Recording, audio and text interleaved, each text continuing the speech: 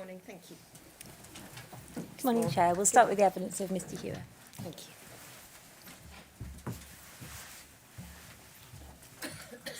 I swear by my Almighty God that the evidence I shall give shall be the truth, the whole truth, and nothing but the truth. Thank you. Thank you. Thank you. Good morning, Mr Hughes. Morning. Could you confirm for us your full name, please? Stephen Hewer. You should have a folder of documents in front of you, which I may refer to you, but I probably show them on the screen instead. At tab 1 of that folder is your witness statements, which you made to the inquiry and signed on the 1st of March 2022. You might wish to have that open.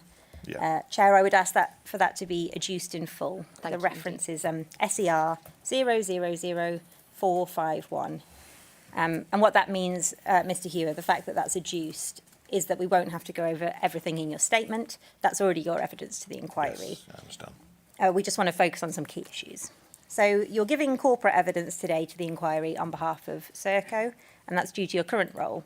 So you're the Director of Gatwick IRCs, which is Brookhouse, Tinsley House and the pre-departure accommodation. That's correct. And you set out in your statement at paragraph 1 your professional background.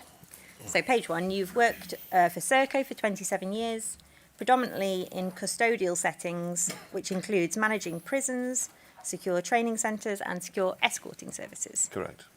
And as to the immigration sector, you first worked at Yarlswood IRC, and that was as a director, you say 6 years ago, so 2016. Correct, yes. And you became director of Gatwick IRCs when Serco took over Brook and Tinsley House, which was on the 21st of May 2020. Yes. As you say at paragraph 2, Serco only runs one other IRC, which is Yarlswood, which they have run since 2007, and which you were director of, as I said before, Brookhouse, which is a centre for women, adult families, and on a short-term basis, men, I think. That's right, yes. We've seen some reports about Yarlswood around this time. To summarise, there was an undercover documentary as well about Yarlswood. That was in March 2015, so was that before you joined? It was, yes. Yeah. And allegations within that were made about the treatment of detainees there. Shortly after that, there was an unannounced HMIP inspection and a CQC inspection, and then there were 4 independent reviews, I understand, by Kate Lampard for Serco, by Stephen Shaw for the Home Office, by Bedford Council and by the CQC, and responses were drawn up both by Serco and the Home Office. Yes. And we're not going to go through those reports, but one helpful source of the primary findings is the NAO report, which I would ask to be brought up on screen. It's at INQ 000186, please. So you should see it appear before you in a moment. And if we can go, when that's open, to page 9, please. Paragraph 5. So, in summary, this report says that the reviews did not find an evidence of a culture of abuse, and it notes that 80% of residents felt that staff treated them with respect. But as we see at paragraph 5, there were a number of problems identified, and the report says there were common themes between them, which included the quality of the services and facilities provided. For example, residents, many of whom were vulnerable, were not able to access a comprehensive mental health care service. It notes that the needs of residents and the extent to which they are being met was a concern. For example, staff were not properly trained to understand residents' experiences, and there were not enough female staff. And finally, the management decisions and measures taken by contractors to ensure that services met residents' needs. For example, residents who had been victims of torture were not identified when they arrived, or identified quickly enough. So they were the summary of concerns.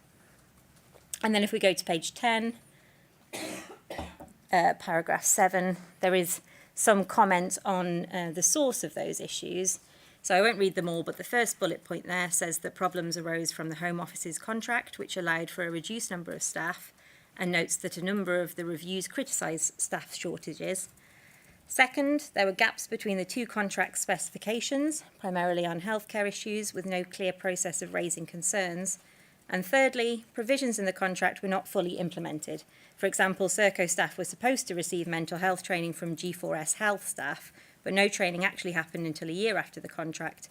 And at the date of the NAO review, only 27% of staff had received it then. And we won't go much further into this document, but it notes under the next heading that the Home Office had not reflected lessons, so under key findings, Home Office had not reflected lessons from inspections when agreeing the service specifications with Serco. For example, it notes that many of the concerns raised in 2015 had also been raised in 2011 and 2013. In particular, it refers to Rule 35 reporting issues, and at the next paragraph, that Serco's reduction of staff meant that there were insufficient operational and management staff. And in summary, it states that by the 2015 report, 59% of the 2013 recommendations had not been achieved, with little evidence that issues had been tackled until recently. So we can take that off the screen now. So obviously you would have been aware of the various reviews and reports I have mentioned, which are summarised in the NAO report, and of the concerns raised about things like staffing levels, mental health training, and the needs of vulnerable residents. Sorry, instead of nodding, you have to say yes for the transcript. Yes. Thank you. Those concerns that you would have been aware of, were they, or would they have been shared across the immigration estate, so with other centres? The NAO report was published in June 2016, just a little time before I started as director of Yarlswood, because I started in July, 4th of July 2016. So I was fully aware of the report and some of the findings and concerns, and there was at that point in time an action plan from a Serco perspective to address the concerns and the actions as well. What about sharing it with other immigration detention centres across the country? I'm not aware the report was shared. That was specifically, the NAO report was specifically about Yarlswood and the findings at Yarlswood at that time.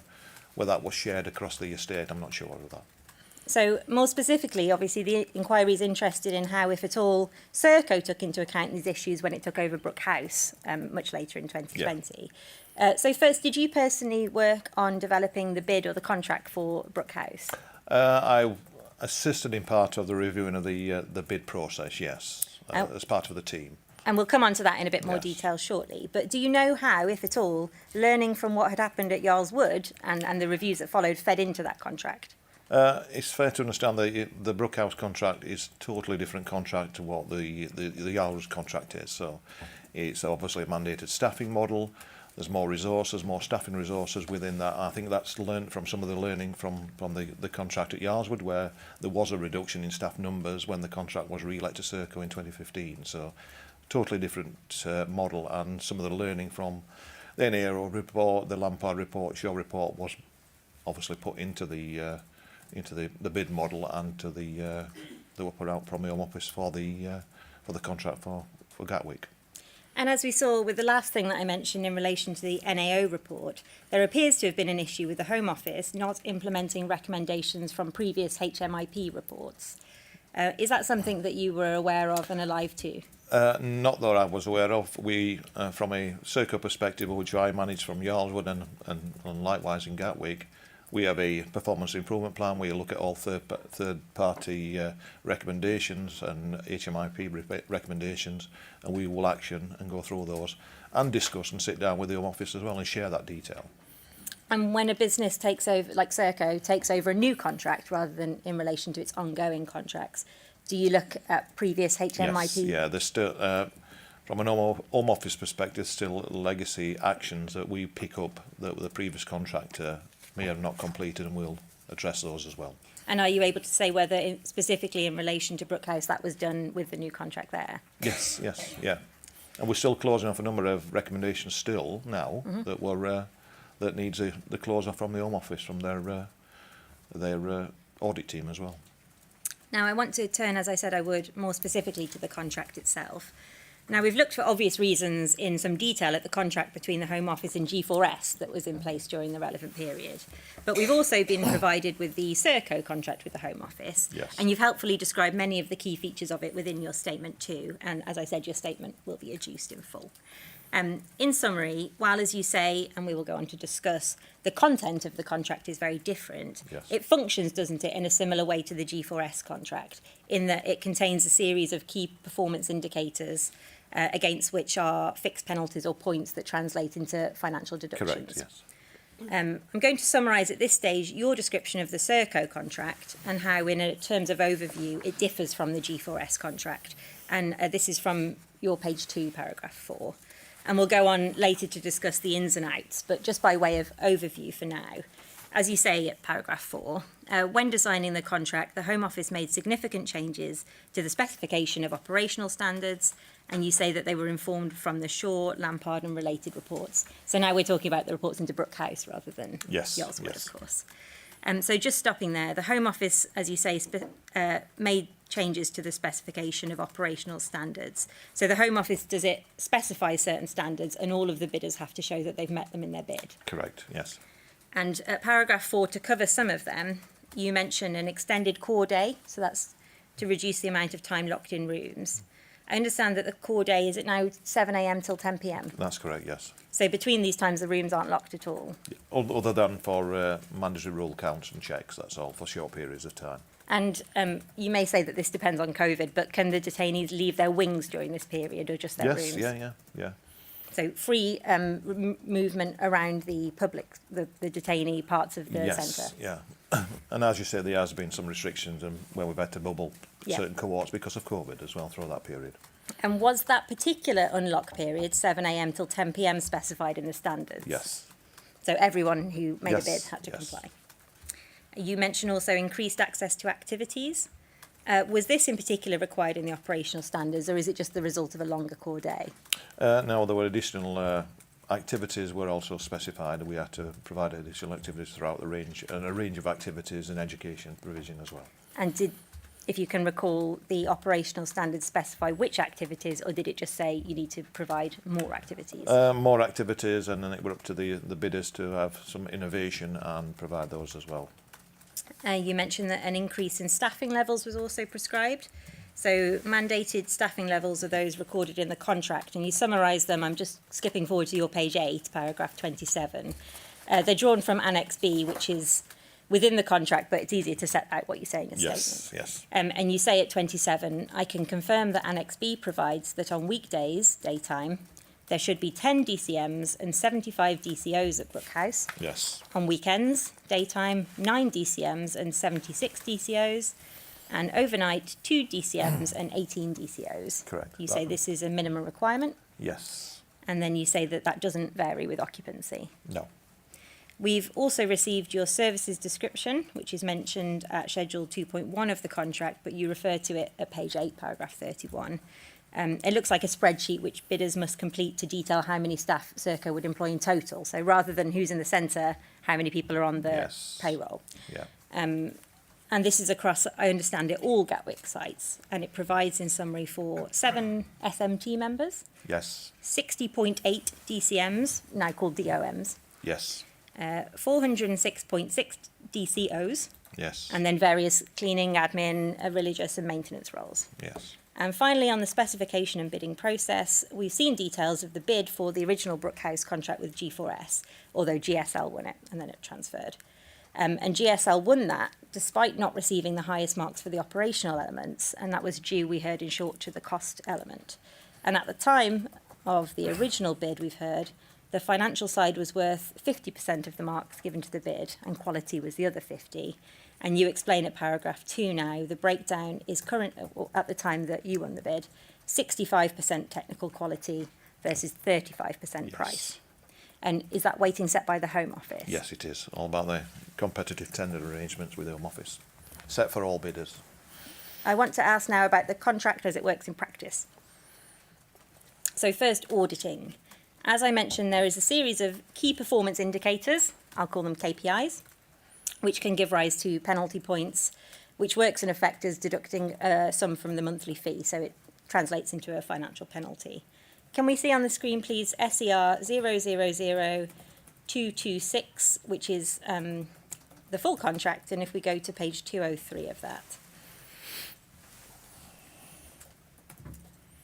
And paragraph 2.3, there is a table which shows that the cost value listed against the performance failure category is a percentage of the anticipated average monthly service profit margin. And we see there that for performance failures that are minor, the credit value is 0.25%, serious is 1%, severe is 5%, and critical is a fixed rate of £50,000 per critical failure. So the level of severity affects the cost of the failure. Yes. Who set these percentages? Is it the Home Office or were they put forward in the bid? The Home Office set the percentages. And who determined which failures are classed as minor, which are serious, which are severe? The Home Office as part of the specification. And again, it was the Home Office who said which failures are critical, Yes. and who set the £50,000 Part of the initial bid. set by the Home Office. Yes, specification by the Home Office. So just before we move on to the detail, paragraph 2.3 there that I read out reads that the cost value will be a percentage of the anticipated average monthly service profit margin. So we don't need to know what that figure was, but the average anticipated, by the sound of it, was something projected at the initiation of the contract. That's right. Meaning that the penalties aren't dynamic. So if your profits are in fact lower than projected, the penalty takes a bigger chunk out of the bottom line. Yes. And if your profits are higher than projected, the penalty takes a smaller chunk out of the bottom line. Yeah. So turning then to the key performance indicators themselves, can we turn to 210 where they start?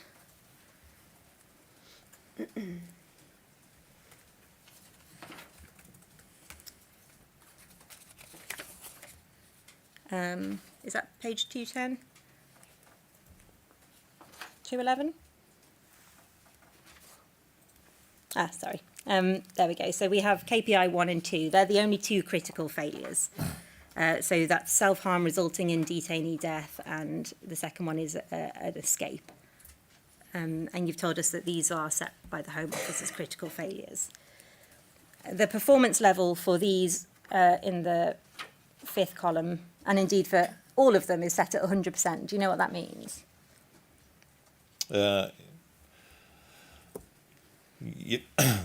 Part of that is performance, so it's a critical level, so it'll be 100% of the profit. They're all 100%, Yeah, I think, yeah, so as we see. yes. For critical, serious, Yes. severe. If we move to 214 then, so this is the next level down in terms of severity, and these are the ones that would attract the 5% penalty. We see there KP 6, which is entitled hospitalisation, about halfway down, and that's defined as failure to comply with any obligation under the agreement that results in an occurrence of injury or harm, including incidents of deliberate self-harm or physical injury to any person requiring hospitalisation. And after KP6, the penalties go down to the serious level. So these are the ones that attract the 1% penalty. And if we go to 215, we see KP9, substantiated complaints. So any substantiated or partially substantiated complaint against a member of staff, whether they're specifically identified or not, in respect of any allegation that, if upheld, would be considered serious misconduct, is a serious failure. And that's, as it says, per occurrence. And KP10, so we know from evidence in the inquiry that under the G4S contract, there was no penalty related to improper use of force. But we see here, as I understand it, but we see here a KPI for failure to comply with obligations under the agreement and the schedules given relating to the appropriateness of use of force techniques, recording, reporting and scrutiny of use of force incidents, care of staff and detainee following a use of force incident, and the availability of an advanced control and restraint team. Yes. So to break that down, there's a number of different things that could go wrong. Yeah. And any of those, it seems from here, would give rise to a serious failing. Yes. KP 11, again refers to injury or harm. It's called healthcare intervention, and it looks like it doesn't have to be self-inflicted, just an injury that requires healthcare intervention, and that would give rise to a serious failing. So it reads here, failure to comply with any obligation under the agreement that results in an occurrence of injury.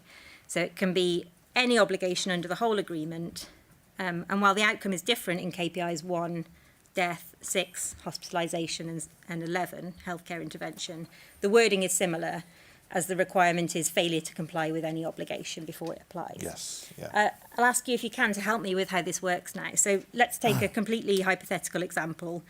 And a detained man on E-wing has bruises to his neck as a result of self-inflicted ligature injury. So even if he didn't need treatment, would this require healthcare intervention on the face of it? Presumably, healthcare would attend. Yes, but that, I mean, the failure offence, if you look at it, schedule clause, it's 2.1, that's the full schedule of 2.1. Yeah. So it's any failure to meet, not particularly the treatment or any, it's any part of 2.1 if we fail to meet that obligation to deliver that service. Yeah, so it's called healthcare intervention, but Yes. actually that's the product of what That's happens. the product, yes. Not the Yeah. issue. Fine. So the hypothetical... If we fail to meet any of their needs, etc., the residents' needs. or any part of Yes. Schedule 2.1. Yes.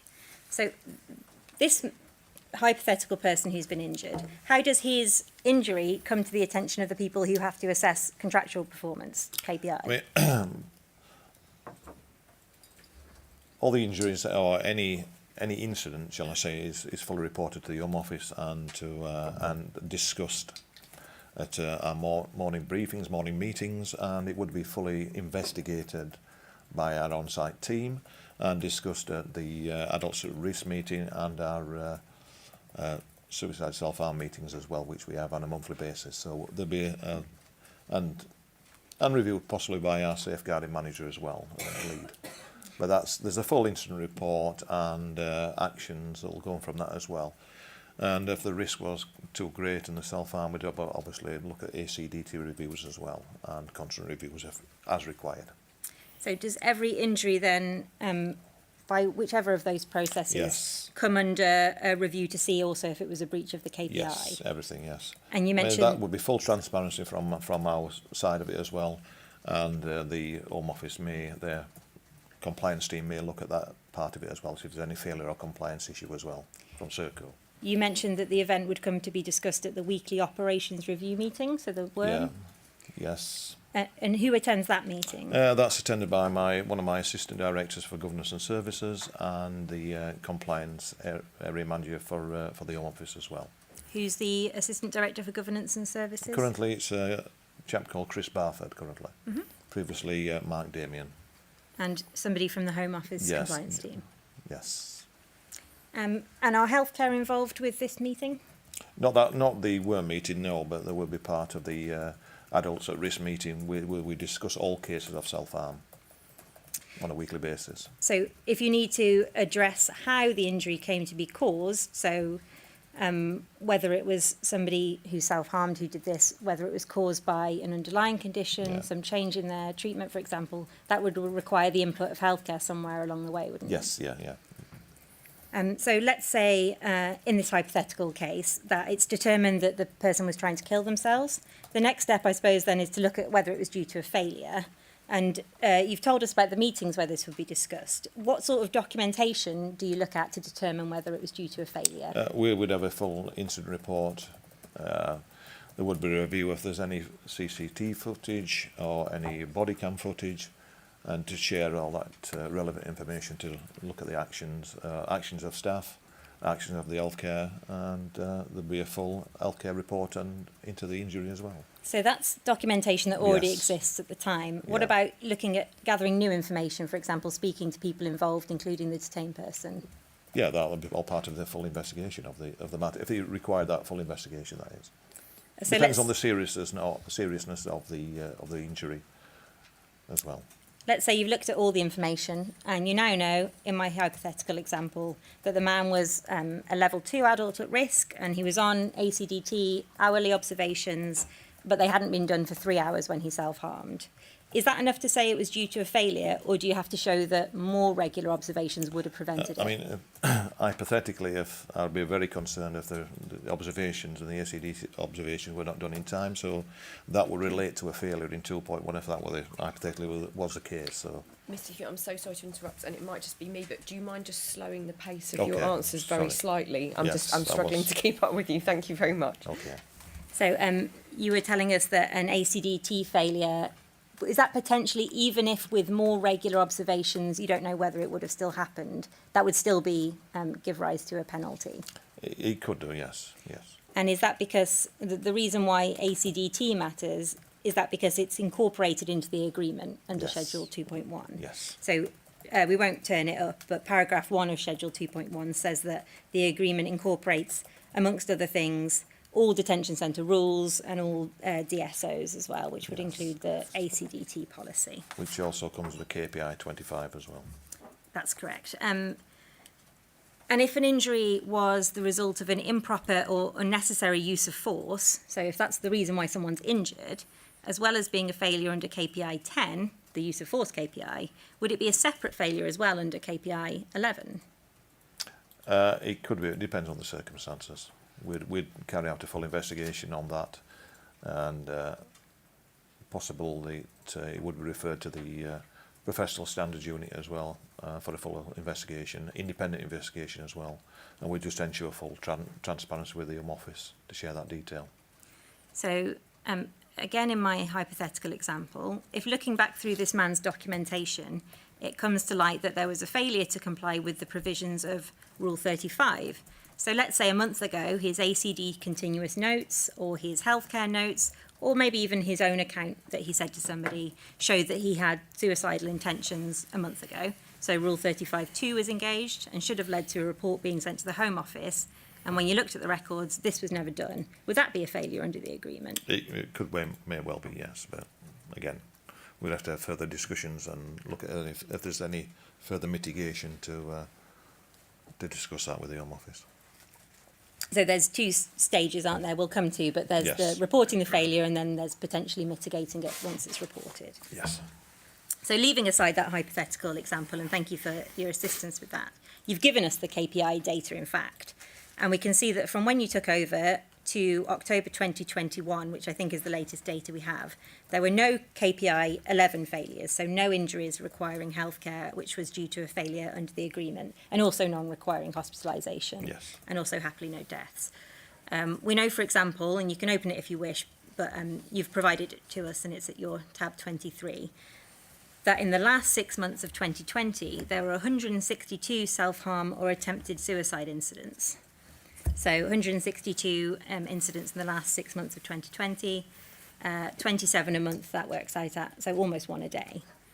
According to the KPI data you've given us, none of those almost daily incidents was the result of a failure to comply with an obligation under the agreement. Does that include obligations provided by the adults at risk policy, for example? Yes. And ACDT, and as you've told us, also Yes. potentially Rule 35.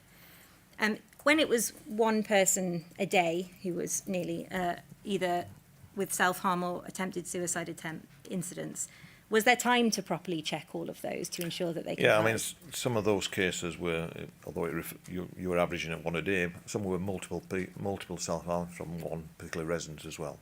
Mm-hmm.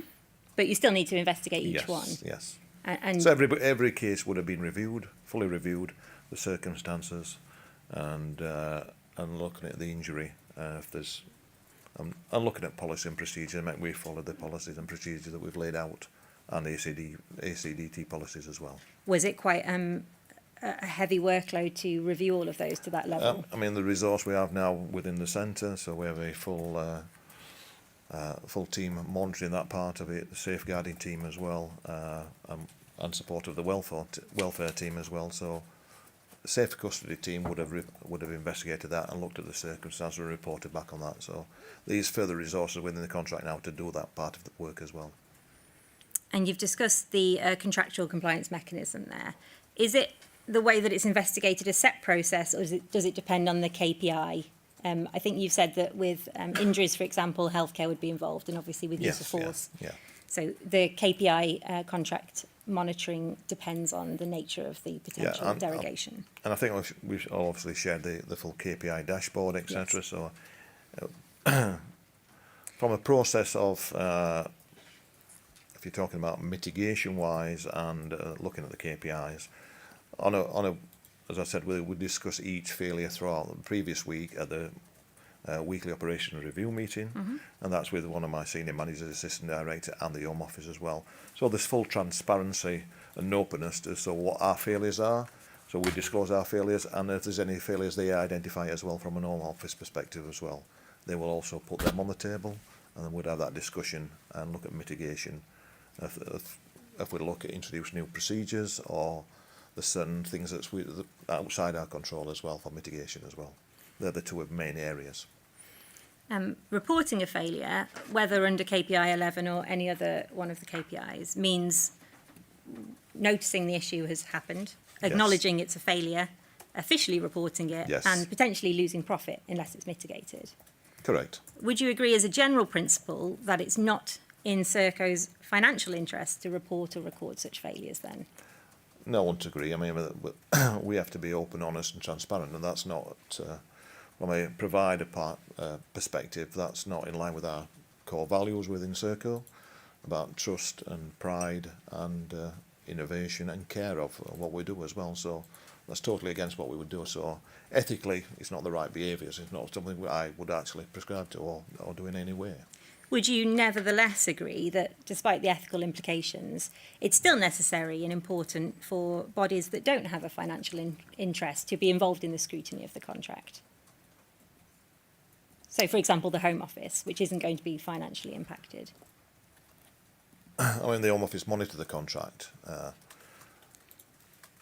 From my perspective, I've just said it's more about openness and transparency with the Home Office. If there's any failures, we will share those failures, and likewise they will do the same and then indicate any failures as well. You'll, of course, be aware that in 2019, Serco was fined over £19 million plus costs as part of a settlement with the Serious Fraud Office, one of its subsidiaries having taken responsibility for 3 offences of fraud and 2 of false accounting between 2010 and 2013, related to understating profits from electronic monitoring contracts with the Ministry of Justice. Now, Serco has publicly said that company reform followed these events. That's correct. Do we see that in this process? Yeah, I mean, I'm obviously aware of those issues that were raised. That's been addressed by our CEO, Rupert Soames, and there's lots of statements been submitted by our CEO on that matter. There has, since that point in time, a full root and branch action across Serco on ethics, basically. So ethically positive behaviour. And there's also been a hell of a lot of training in respect of that, and mandatory training on a yearly basis for all Serco staff and managers in respect of ethically responsible behaviour as well. Have you received that training? Yes, yeah, I do it on a yearly basis. Before we move away from the contract, you mentioned one of the KPIs, I think KPI 25, which is failure to comply with the requirements set out in the detention centre rules, detention centre operating standards, pre-departure accommodation operating standards, or any of the DSOs. So that in itself, regardless of whether it falls within one of the others, is also a failure, isn't it? Correct. And that's a minor failure. Yes. And you said that that's also designated and set by the Home Office as a failure and as a minor failure. Yes. So we've mentioned this already in brief, but the next step in the process is mitigation. So we've heard about this from the G4S's contracts perspective. If a failure is mitigated, it still gets reported, but it doesn't give rise to a financial penalty. Correct. Yeah. You've provided a full log of KPIs to us, including the number of mitigations. I don't need to bring them up now, but by way of an example, they show that in September 2020, there were 2 failures to report a serious incident recorded in accordance with the policy. 1 was mitigated and 1 was not. So penalty attaches to 1 and not to 2. Correct, yes. Just before we go on, that was, as I said, a failure to report a serious incident. People don't report a failure to report necessarily. So how do you go about finding out that there's been a failure like that? It must require a proactive approach. Yeah, people we do a lot of self-reporting, and I can give examples. You'll see examples and some of the data we shared where somebody's not correctly locked a door, etc. Somebody will report that. So it's all about culture. So we have a culture of reporting failures, and the purpose of that is to improve our operational efficiency and the operation and the service we give.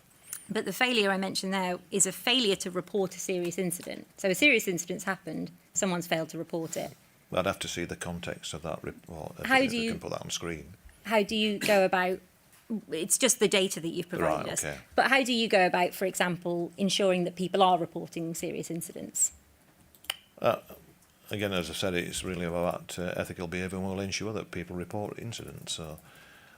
So everything within the centre, every incident that occurs within the centre is reported on a daily basis, and we'll maintain that. And part of the training of the managers and the SMTs to ensure that we report all information. And these are obviously now the monitoring of the contract more, and by the on-site team from the Home Office as well. They report everything, and they will share any positive and negative work as well throughout the contract. And we were just on mitigation. You discuss this at page 4 of your statement in paragraph 11, where you address the meaning of mitigation. And you say that it's based on 2 factors: extraordinary situations outside of Serco's control that significantly impact the ability to deliver, or where Serco have introduced new systems or processes that will stop the failure from happening again. Yeah. That second part, does it mean that where there's an actual contractual failure, you can still get mitigation, i.e. incur no penalty, if you can show that new systems have been introduced? That's correct, yes, yes. And who came up with that? Is it Serco or the Home Office? That's in agreement with the Home Office. So any system that we failed, if we can improve that, so we'll do a root cause analysis on that particular part of it. We'll improve the system or the operation or procedure, and we can then mitigate that as a failure if we've improved that. So there's no reoccurrence of that failure. So it means there's no different then in outcome between avoiding failures in the first place and failing but changing something afterwards in terms of financial penalty. How is that of benefit to the compliance with the contract? Doesn't it remove incentive to avoid failures and making errors? No, the purpose of that is to improve the delivery of the contract and for the customer and for the Home Office. But contractual failings should encourage you to change your processes anyway, shouldn't they, with or without going back and reducing a previous failure? But that is in agreement with the Home Office. The Home Office would agree that. It's not on every case it is agreed. So depending on the level of failure and the amount of failure in a particular KPI or process, where we can show we can improve that process, and we will do that, they do accept mitigation. And you say at 13 and 14 of your statement that whether or not mitigation is accepted, you always investigate the issue and implement a plan to improve. Yes, yeah. And lastly, on the general contract, can we have on the screen, please, SER 000451? So this is your statement as well, so you have it in front of you in hard Okay. copy. It's page 7. If we turn to page 7, paragraph 23, and you say here, page 7, paragraph 23, at the top. You say here that from May 2020 to August 2020, there was a 3-month KPI relief period, so no financial penalties. That's just when you first had the contract, when you first joined? Yes, that's when we were when we took over the contract. So from a Serco perspective, we took over a new contract and took it over new staff from G4S to Serco. Mm-hmm. So there was a certain bedding in period where new staff had to understand new policies, procedures, etc. And that's why there were a 3-month period of accepting mitigation and no penalties applied. So did you still have to report the failures? Everything was still reported, yes. But they didn't give rise to They were 100% penalty. mitigation, yes. I see. And then you say still at 23, sort of halfway down the paragraph, from July 2021, the Home Office requested Serco to provide additional services. Do you mean July 2020 or July 2021? July 2021. What additional services did the Home Office request Serco to provide in July 2021? We were requested to offer support and staffing in to immigration asylum hotels which were located near to Gatwick area. I see. So along with continuing to manage Brookhouse, Tinsley House and the pre-departure accommodation, you were working outside of that, those 3 areas? Yes. And yes. offering support and staffing, so DCOs, DCMs? Correct, yes. And why did that mean that there would be any change to the KPI monitoring? Because we'd moved staff out of the centre to support the staffing numbers at the asylum and hotel accommodation. We could not meet the mandated numbers on the model. For that reason, that's why relief was given by the Home Office at their request to do this. It's not something we had requested initially, but we supported. We were flexible in our approach to support the numbers coming over the channel, etc., and things like that, and into the asylum accommodation. So And it was local to Gatwick. when you were asked to do that by the Home Office, who was it who suggested that that be also met with a derogation from the KPI. Did you suggest it and the Home Office accepted it? It was a joint discussion that we would request relief because we obviously couldn't meet that requirement.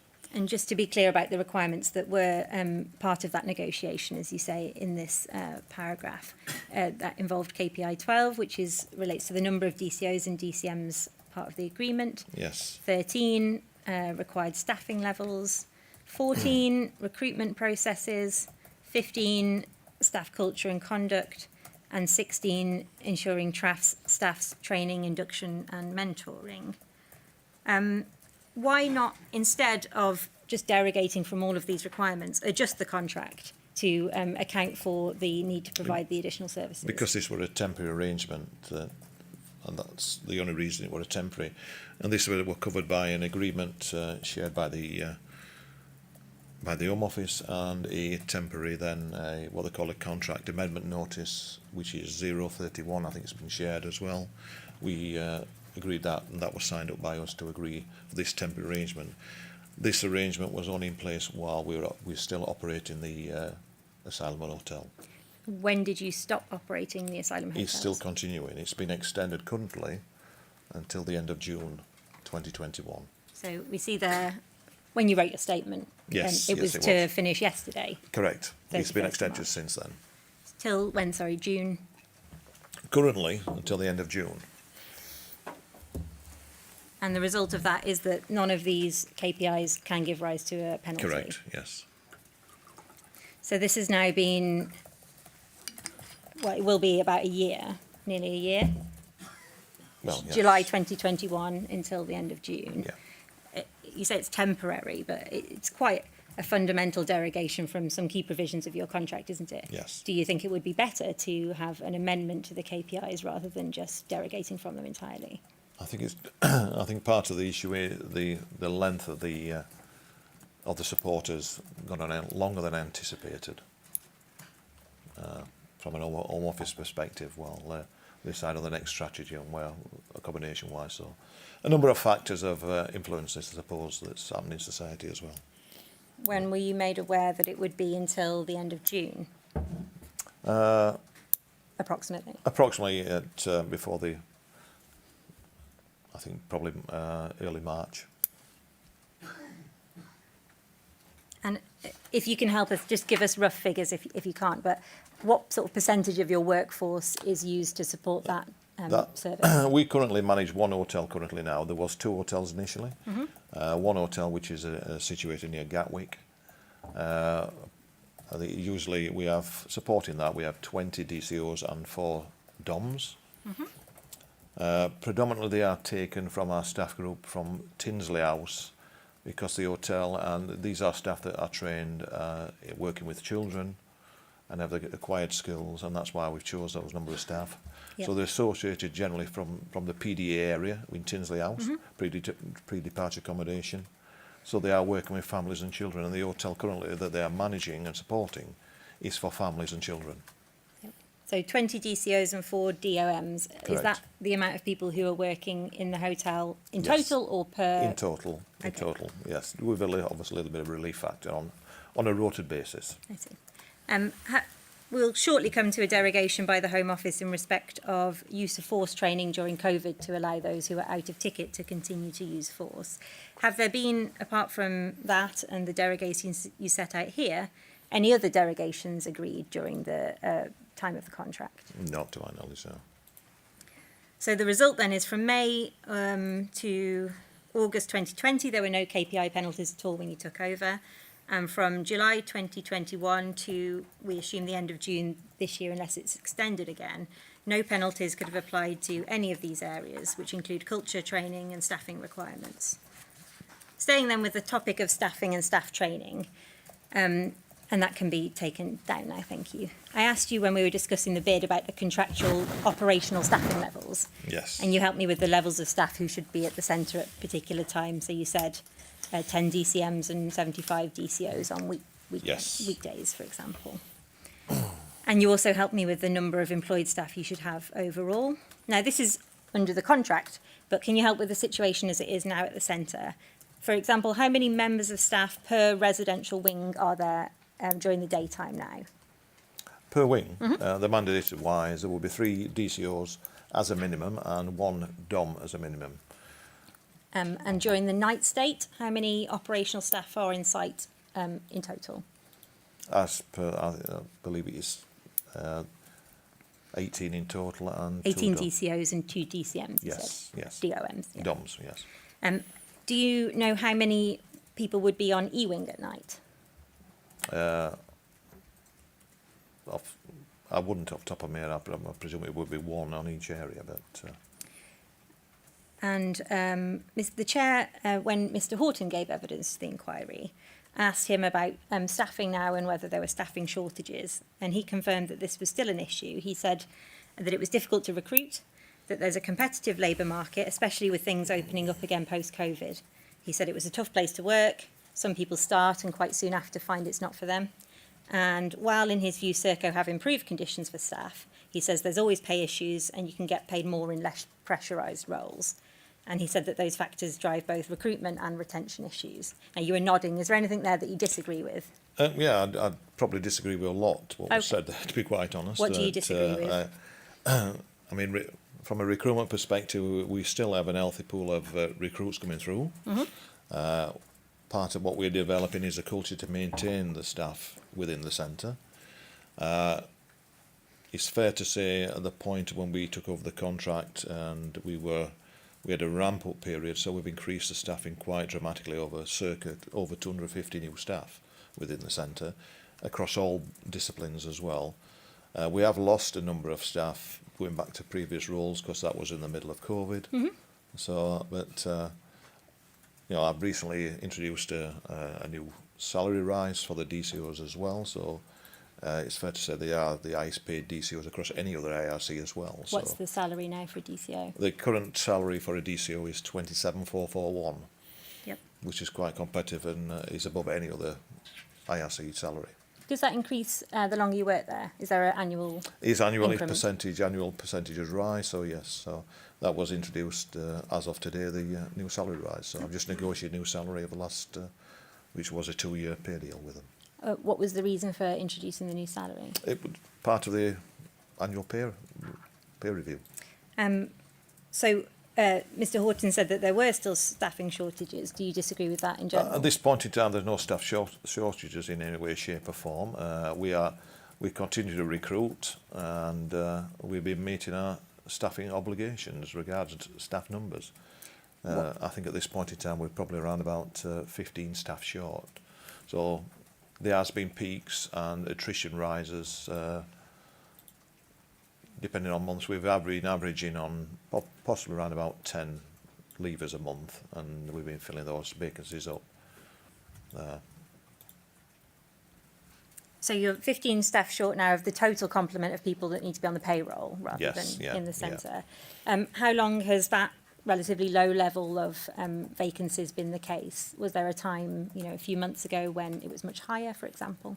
Yeah, we've just started a new course, so we've gone onto it, so I think we've been as much as highest point we've been since we were in the contract is around about 30 vacancies. So you've just started a new course. Do you mean you've just had a new ITC? New IT started, yes, and then I have ITCs planned out for the remainder of the year to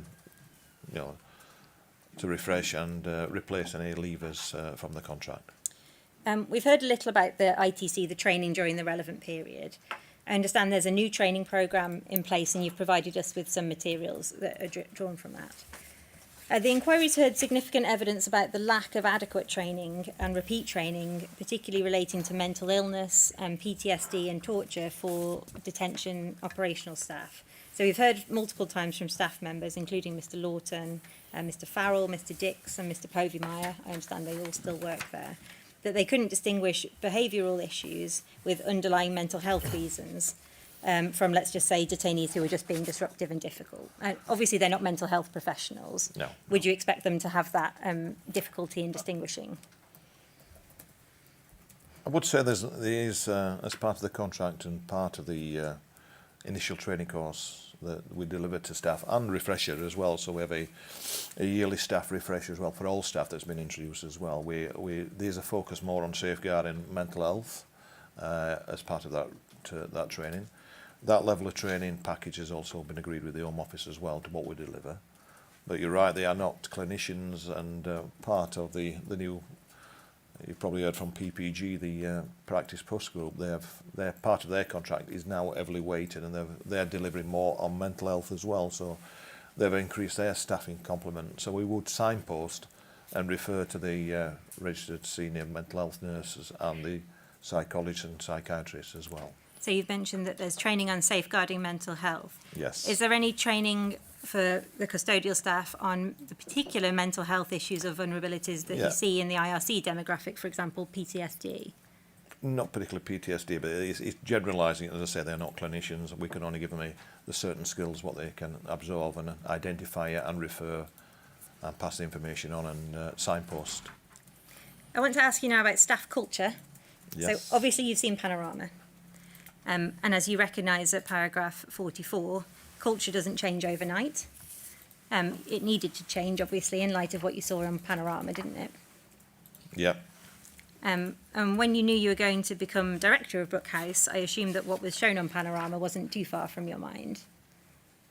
You discuss at paragraph 44 the positive detention culture programme now in place, which is led by an external academic, Dr. Lavis, through a company called the Appreciative Partnership, which you describe as being designed to assess the culture and conduct at the centres.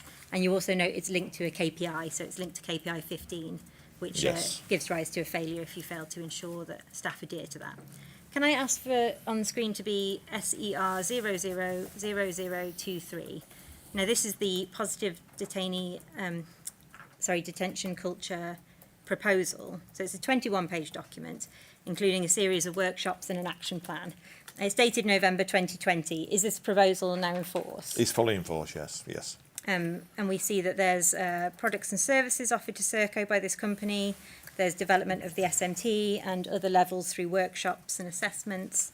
And if we go to page 14, for example, so it looks like a sort of review of what was going on was done at the time, and red, amber and green ratings were given.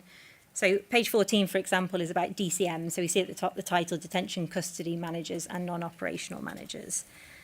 And the first entry there in green, D for detainee focus, it says try to understand what is prompting task focused rather than person focused approach to ensure consistent approach across the sites. D9 there, the second one down, says in terms of enhancing team effectiveness, you should include key stakeholders to get their views. Now, this may or may not be particularly related to this, but in terms of including key stakeholders, to what extent have detained or formerly detained people been involved in developing your cultural strategy? As part of the work of developing all the PDC or positive detention culture, there was discussions with all stakeholders, including residents at the time as well. Yep. So initial analysis, initial survey, what we call an health check, was done in prior to Serco taking over, and it was still actually G4S running the contract, and that involved a number of residents and their opinions as well, and the staff group at that time. So that they did have a voice, and they have a user voice, and to the last health check we did, which was last September, again the current resident population we had were surveyed as well at that point in time, as well as all the staff. So we had 75% representation of the staff to understand the direction we were going on from our culture development. And what percentage representation of the detainees? I think we're about 40% of them engaged with that discussions. Can we move to page 15, please? So on page 15, at the top, under D5, emotional load, this is under the subheading motivating and influencing others. It says understanding and developing strategies to reduce emotional load in self and others, being able to authentically be myself at work and feeling safe and maintaining well-being at work. So the inquiry has heard recommendations on staff culture made by Professor Bosworth. Have you read her reports? Yes, I'm aware of reports and previous reports in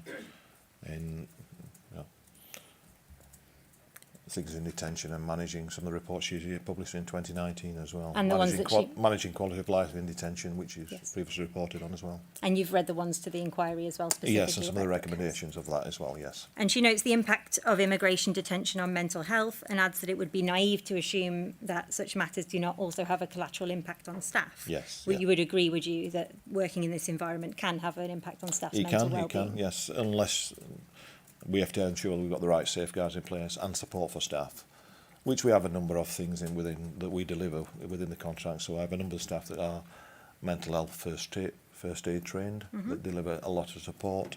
I have a care team that obviously a lot of support to staff, and within Circa we have employee assistance programs as well, where we can get support.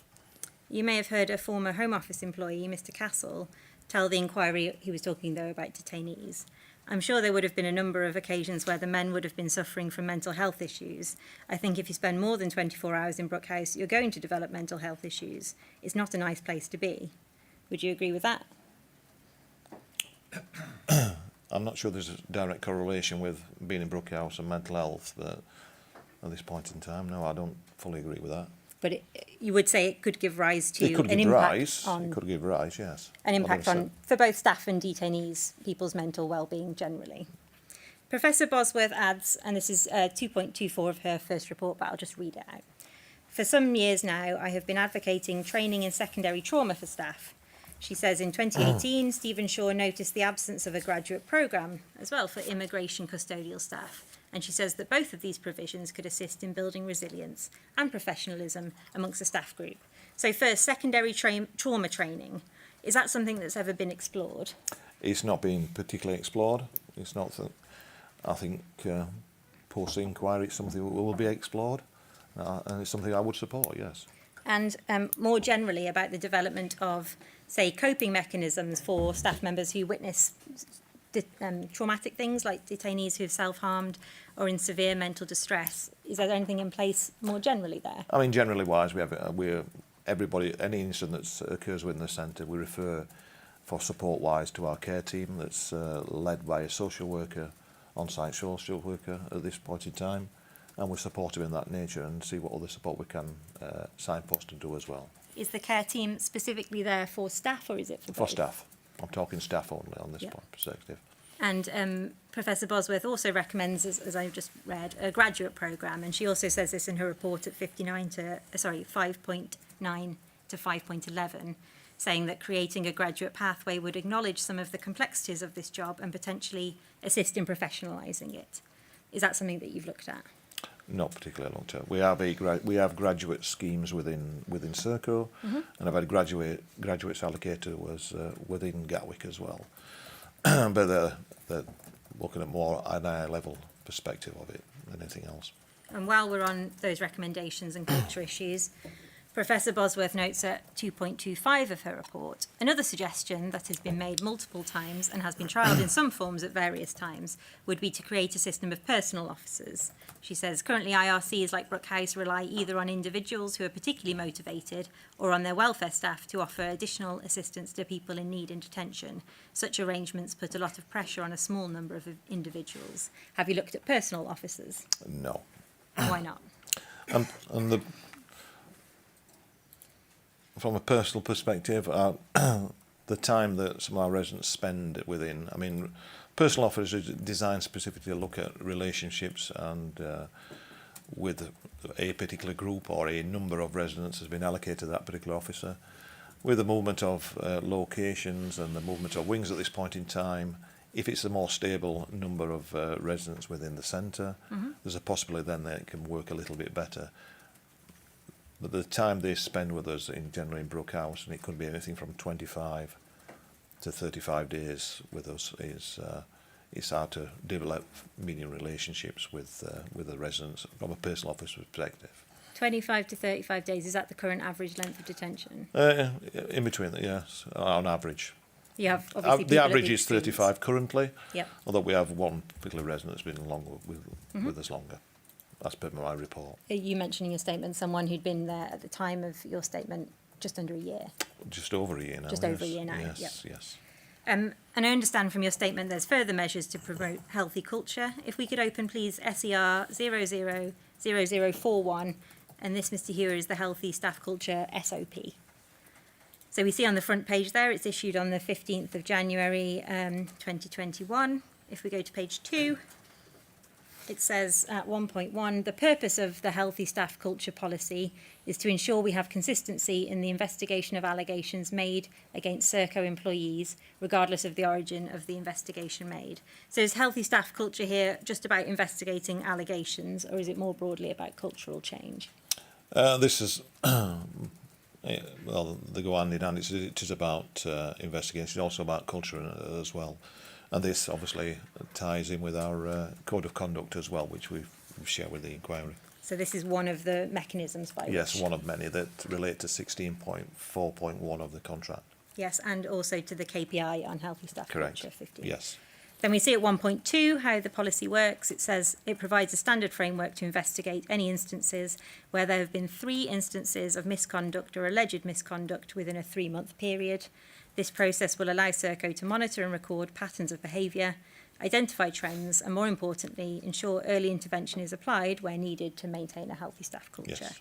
And what if there are, say, 7 instances of misconduct in a year, but no more than 2 in any 3-month period? Would that still be picked up? Everything will be picked up, yeah. So you continue to monitor instances? Yes. And we have a log of every...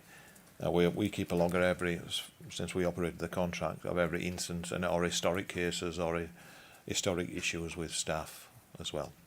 And you've provided us with that. I think it's all been provided, yes. If we turn to Annex C, which is page 7, we perhaps get an overview of how an investigation into this might work. So I'll ask you about it just in brief, because you can sort of see it from Annex C. Yes. So it looks like here, investigation authorised by Sarah Newland, Deputy Director. Does she always authorise it, or is it just this example? It's just this example. I see. It could be myself, it could be another senior manager as well. And the investigator there is Steve Lawton, Head of Operations. Does he always investigate it, or could it be someone else? Just as per, it could be allocated to any senior manager who's got the skills to do this. The sources of evidence there are listed: use of force log, complaints, healthy staff culture, HR, and CCTV. And the process of the investigation, which is written out there at the bottom, might include, it says, a statement from the detained person, which you helped us with in relation to the KPI. Yes. Overleaf. There are further investigative methods set out. So it could include documentary evidence, reviewing footage, checking various records. And then there's a space there for persons interviewed, and then underneath findings. And finally, on the next page, conclusions, facts established, mitigating factors, conclusions, recommendations, and at the bottom, whether any action or no action is required. And then it says, I think on the last page, that it is to be submitted, in brackets at the bottom there, to the ACPM without delay. What's the ACPM? Do you know? Or just tell me who it's submitted to if you don't know what the acronym is. I'm not sure what the acronym is. Who gets a copy of this then? It's shared with the Home Office. Yep. And obviously the senior Serco team as well, the on-site Gatwick team.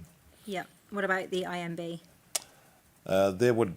I don't think they got a copy of this. This is as part of the investigation, so this is probably some of the detail that's added to the spreadsheet, which we've not put on screen, but we have seen. Yeah. And it feeds into that particular document. Mm-hmm. Do the IMB... I mean, the IMB are made fully aware of any investigations or incidents as well, so they're part of it, as are the Home Office. And if they wanted to see it, they would be entitled to, subject to... I have a policy of total transparency, so if they wish to see any documents from that nature, anything related to staff issues, anything, they're quite entitled to see that. Would the detainee who made the complaint be entitled to see a copy of it? They wouldn't see the investigation, they would have a full and response of any... Depends if they put a complaint in about the officer as well. So, why wouldn't they see the investigation? It depends on what the context is of the investigation, so... You've also provided us, as we've alluded to, that can come off the screen, I thank you, with a spreadsheet. I don't need to bring it up now, but the reference for the note is SER 000464, and it relates to the SOP, and it tracks misconduct issues, so both ongoing and then in a separate tab, historic. Correct. staff-related complaints, which includes the name of the complainant, their nationality, obviously if they're a detainee, a bit of detail, and it says whether the complaint is ongoing or concluded. Yes. Is data retained even if a misconduct or a complaint is concluded and not substantiated? It's all, yeah, all the data's on the spreadsheet. Because a string of complaints, even if unsubstantiated, might start to give rise to a concern, Yes, mightn't yes. they? So There's whether substantiated or not substantiated will be on the log and retained on the log at all times. there's a list of leavers and their leaving reasons for staff. Yes. Then there's a tab that's called UOF 3 and 3. So that's people who've done 3 use of force in 3 months. Correct. And why is that relevant to record? See if there's any pattern of behaviour where they're involved. As we're aware, historically, there's people get involved in a number of use of forces. So if somebody's been involved in the use of force, we keep a record of that. Then we'll sit down and address and look at the circumstances and address if there's any issues regarding their involvement in the use of force. And Any what- patterns of behaviour or any concerns or issues. And what happens next if there are? We will address that if there's any disciplinary action or any actions or retrain or anything we need to do in that. It's keeping an understanding and a record of it. And is that decision to monitor that, did that arise from what you saw on Panorama? It's part of the contract. It's part of 2.1 of the contract. Yes. And the healthy staff culture. It's written into the contract, so that's why we monitor that. And finally, there's a use of force log, which lists use of force events, gives a brief description and lists everyone involved. Yes, That's yeah. how you get the data for who's been in 3. Yes. I see. So that's how Just you to be monitor. clear, that the spreadsheet is Yep. an high-level spreadsheet. Sat behind that is lots of all the information and data that feed into that. Yes. So that's how you monitor culture with some of the documents that you use to do Yes, that. part of that. I mentioned KPI 15, which provides a penalty for failures in healthy staff culture. But Yes. as you say, and according to your paragraph 23, that currently isn't being enforced by the Home Office, as we've No. previously discussed. So there's currently no contractual onus on Serco to comply with. No, but on a fortnightly basis, we go through all the spreadsheet with the Home Office. So it's transparency, and then it's emailed to them afterwards and it's updated and shared with all the SMT and the Home Office senior managers as well. So there's full visibility of any issues within the centre and the spreadsheet. Are they still monitored but always mitigated, or are they not recorded within the KPI log? Any failures within KPI 15? Other than everything is recorded in the KPI log, yes. But it's 100% mitigation. Yes. I see. Yes. So KPI aside, are you satisfied that these processes, so the learning plus the monitoring, properly address the need to change the cultural issues we saw on Panorama? It is work in progress. Our policies and procedures are meeting the requirements of what I expect. I think the key piece of work for me is the positive detention culture. I think that will drive further culture change throughout the centre, and that's one of the key things for me and key drivers. That's been developed, as I say, prior to us taking over the contract, with a lot of academical work by Dr. Victoria Levis. Yep. And part of what we've done quite a lot of training. We've done SMT have carried out, as part of PDC, a lot of training and development on strategy development and leadership, and that has now moved down. All our detention operation managers have completed that training as well, with workshops as well. And it's now rolling out through the staff group as well now. So to date, we've trained up to the past 4 weeks, another 294 staff have been trained in culture workshops. So it's rolling out through the staff group altogether. So it's a process, and it will take time to move forward. So it's requires a sort of grassroots upwards approach, doesn't it? Yeah. Culture's quite all-pervasive. Would you agree that the most important things to address first were the really obvious examples of poor culture, and then you need to have a more background change? So sorry, go on. And part of this is the way we're obviously developing this. We have another health check, so we'll look at progress. In Circle's time, we've done one health check. The next one is in May. We'll do the full health check. We'll be questioning all the staff group. Yeah. They'll have a view on whether the culture, the leadership, looking at some of the 14 dimensions we put on screen are moving in the right direction with the cultural change programme we're developing. Yeah. So the most kind of extreme examples that we've seen and we've discussed in relation to Panorama like using abusive or mocking language to detainees. Would you hope that that had now been addressed? Oh yes, most definitely. And I mean, B- we will not tolerate that behaviour in any way, shape or form, and I think some of the evidence we've submitted shows that we've addressed some actions of that. Inappropriate or unjustified use of force and physical assaults is not tolerated also in any way, shape No, or form? well, everyone is fully investigated, and we'll take it from there. And we're still potentially physical assaults. So we've heard many times during the inquiry from DE 1527 about Mr Pashali with his hands around his neck saying, "Don't move, you fucking piece of shit, I'm going to put you to fucking sleep." Anyone watching that would be horrified, obviously, Mr Yes, Hewitt, yeah, they would. because it's completely unacceptable. You were, of course, nothing to do with Brookhouse at this time. If it happened in front of you, you would act now, wouldn't you? Oh, obviously, yes. And I think I would hope the staff have the encouragement and ability, and that they could be other channels they could report things via Speak Up, or which other way we could take action as well, which I would expect them to do. And if you heard officers, as we've seen in some other footage, in a planned use of force, briefly speaking about a man with cardiac conditions and saying if he dies, you'd presumably do something about that as well. Yes. And if you didn't hear or see these things, but they happened at Brookhouse under your watch, you'd want them investigated and dealt with. Yes. The inquiries heard about a number of events at Brookhouse during the relevant period, some of which were shown on Panorama. And one was the planned removal of D1914. So this is a detainee with a cardiac condition. He had a heart attack and a triple bypass. He'd recently been to hospital and he was waiting for the surgery. And force was used on him. Mr Lawton briefed the use of force team about his heart condition and his triple bypass. And undercover recording, obviously done by Mr Tully, shows that Mr Tully, who'd heard that he had a medical background and was being prepared to be involved, said, "Now you've got me nervous for a slightly different reasons now." Jan Pashali said, "Oh, relax, man, you will be fine." And then the transcript shows Dave Webb said, "If he dies, he dies." Jan said, "Yeah, exactly." Dave Webb said, "It's nothing on us." And shortly after, Callum says, "I suppose Dave Webb is actually on the restraints, isn't he?" Dan Lake said, "Yeah." Callum Tully said, "We'll see what happens." Dan Lake says, "If he dies, he dies." Callum Tully says, "I hope, well, obviously I hope not." How do you feel, Mr Hewitt, hearing people say that in relation to the imminent use of force on a detainee? Oh, it's just totally unacceptable. We wouldn't. It's not the behaviour we would expect or condone in any way, shape or form. Mr Lawton gave evidence on the 1st of March. Did you watch his evidence? Some of it, yes, yeah. And we've provided you with excerpts from his transcript. And like all live evidence in the inquiry, it's available online as well. Yeah. I asked him about this event, for which he did the briefing, as I mentioned, although he wasn't in the room when these comments were made, by the looks of it. But they were made by his team, and I read them to him, as I just did to you now. I asked him about if he dies, he dies. And just as I asked you, I said, how do you feel listening to people saying, in relation to use of force, this planned use of force on someone? And he said, I don't think they did. I reread it to him, and I showed him the transcript and the comment coming right in the middle of the conversation about force and D1914's heart condition, and he still refused to accept that they were talking about the detainee. He said he'd heard if he dies, but it was just from a film and not referring to detainees.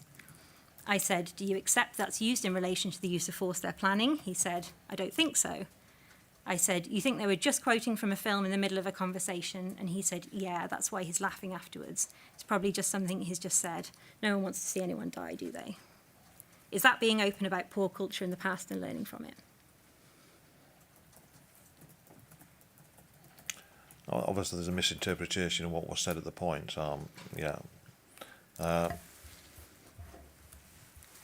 That was then, I suppose, that this is now at this point in time. The culture, all I would say is the culture is it's not acceptable. The words that were said that you've quoted, obviously, totally unacceptable in the context of any use of force or anything of that nature. There would not, I would expect any of my staff or any of the managers to agree with that statement, because it's obviously totally wrong. Well, you say that was then and this is now, but I only asked him about it a couple of weeks ago. Yeah. And he refused to accept that they were using that in the middle of a planned use of force. I mean, it's hard for me to understand. Obviously, I wasn't there at that point in time, and obviously Mr Lawton was at that point in time. So it's his understanding of the question, I'm not sure. So it's contextually wise, it's hard for me to reply to that one.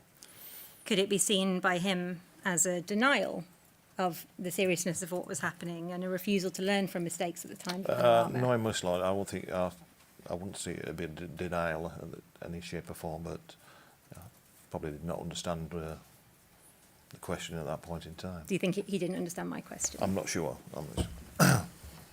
Do you know whether anything relating to his evidence has been taken up with him before, after he's Not that gave I'm aware evidence? of.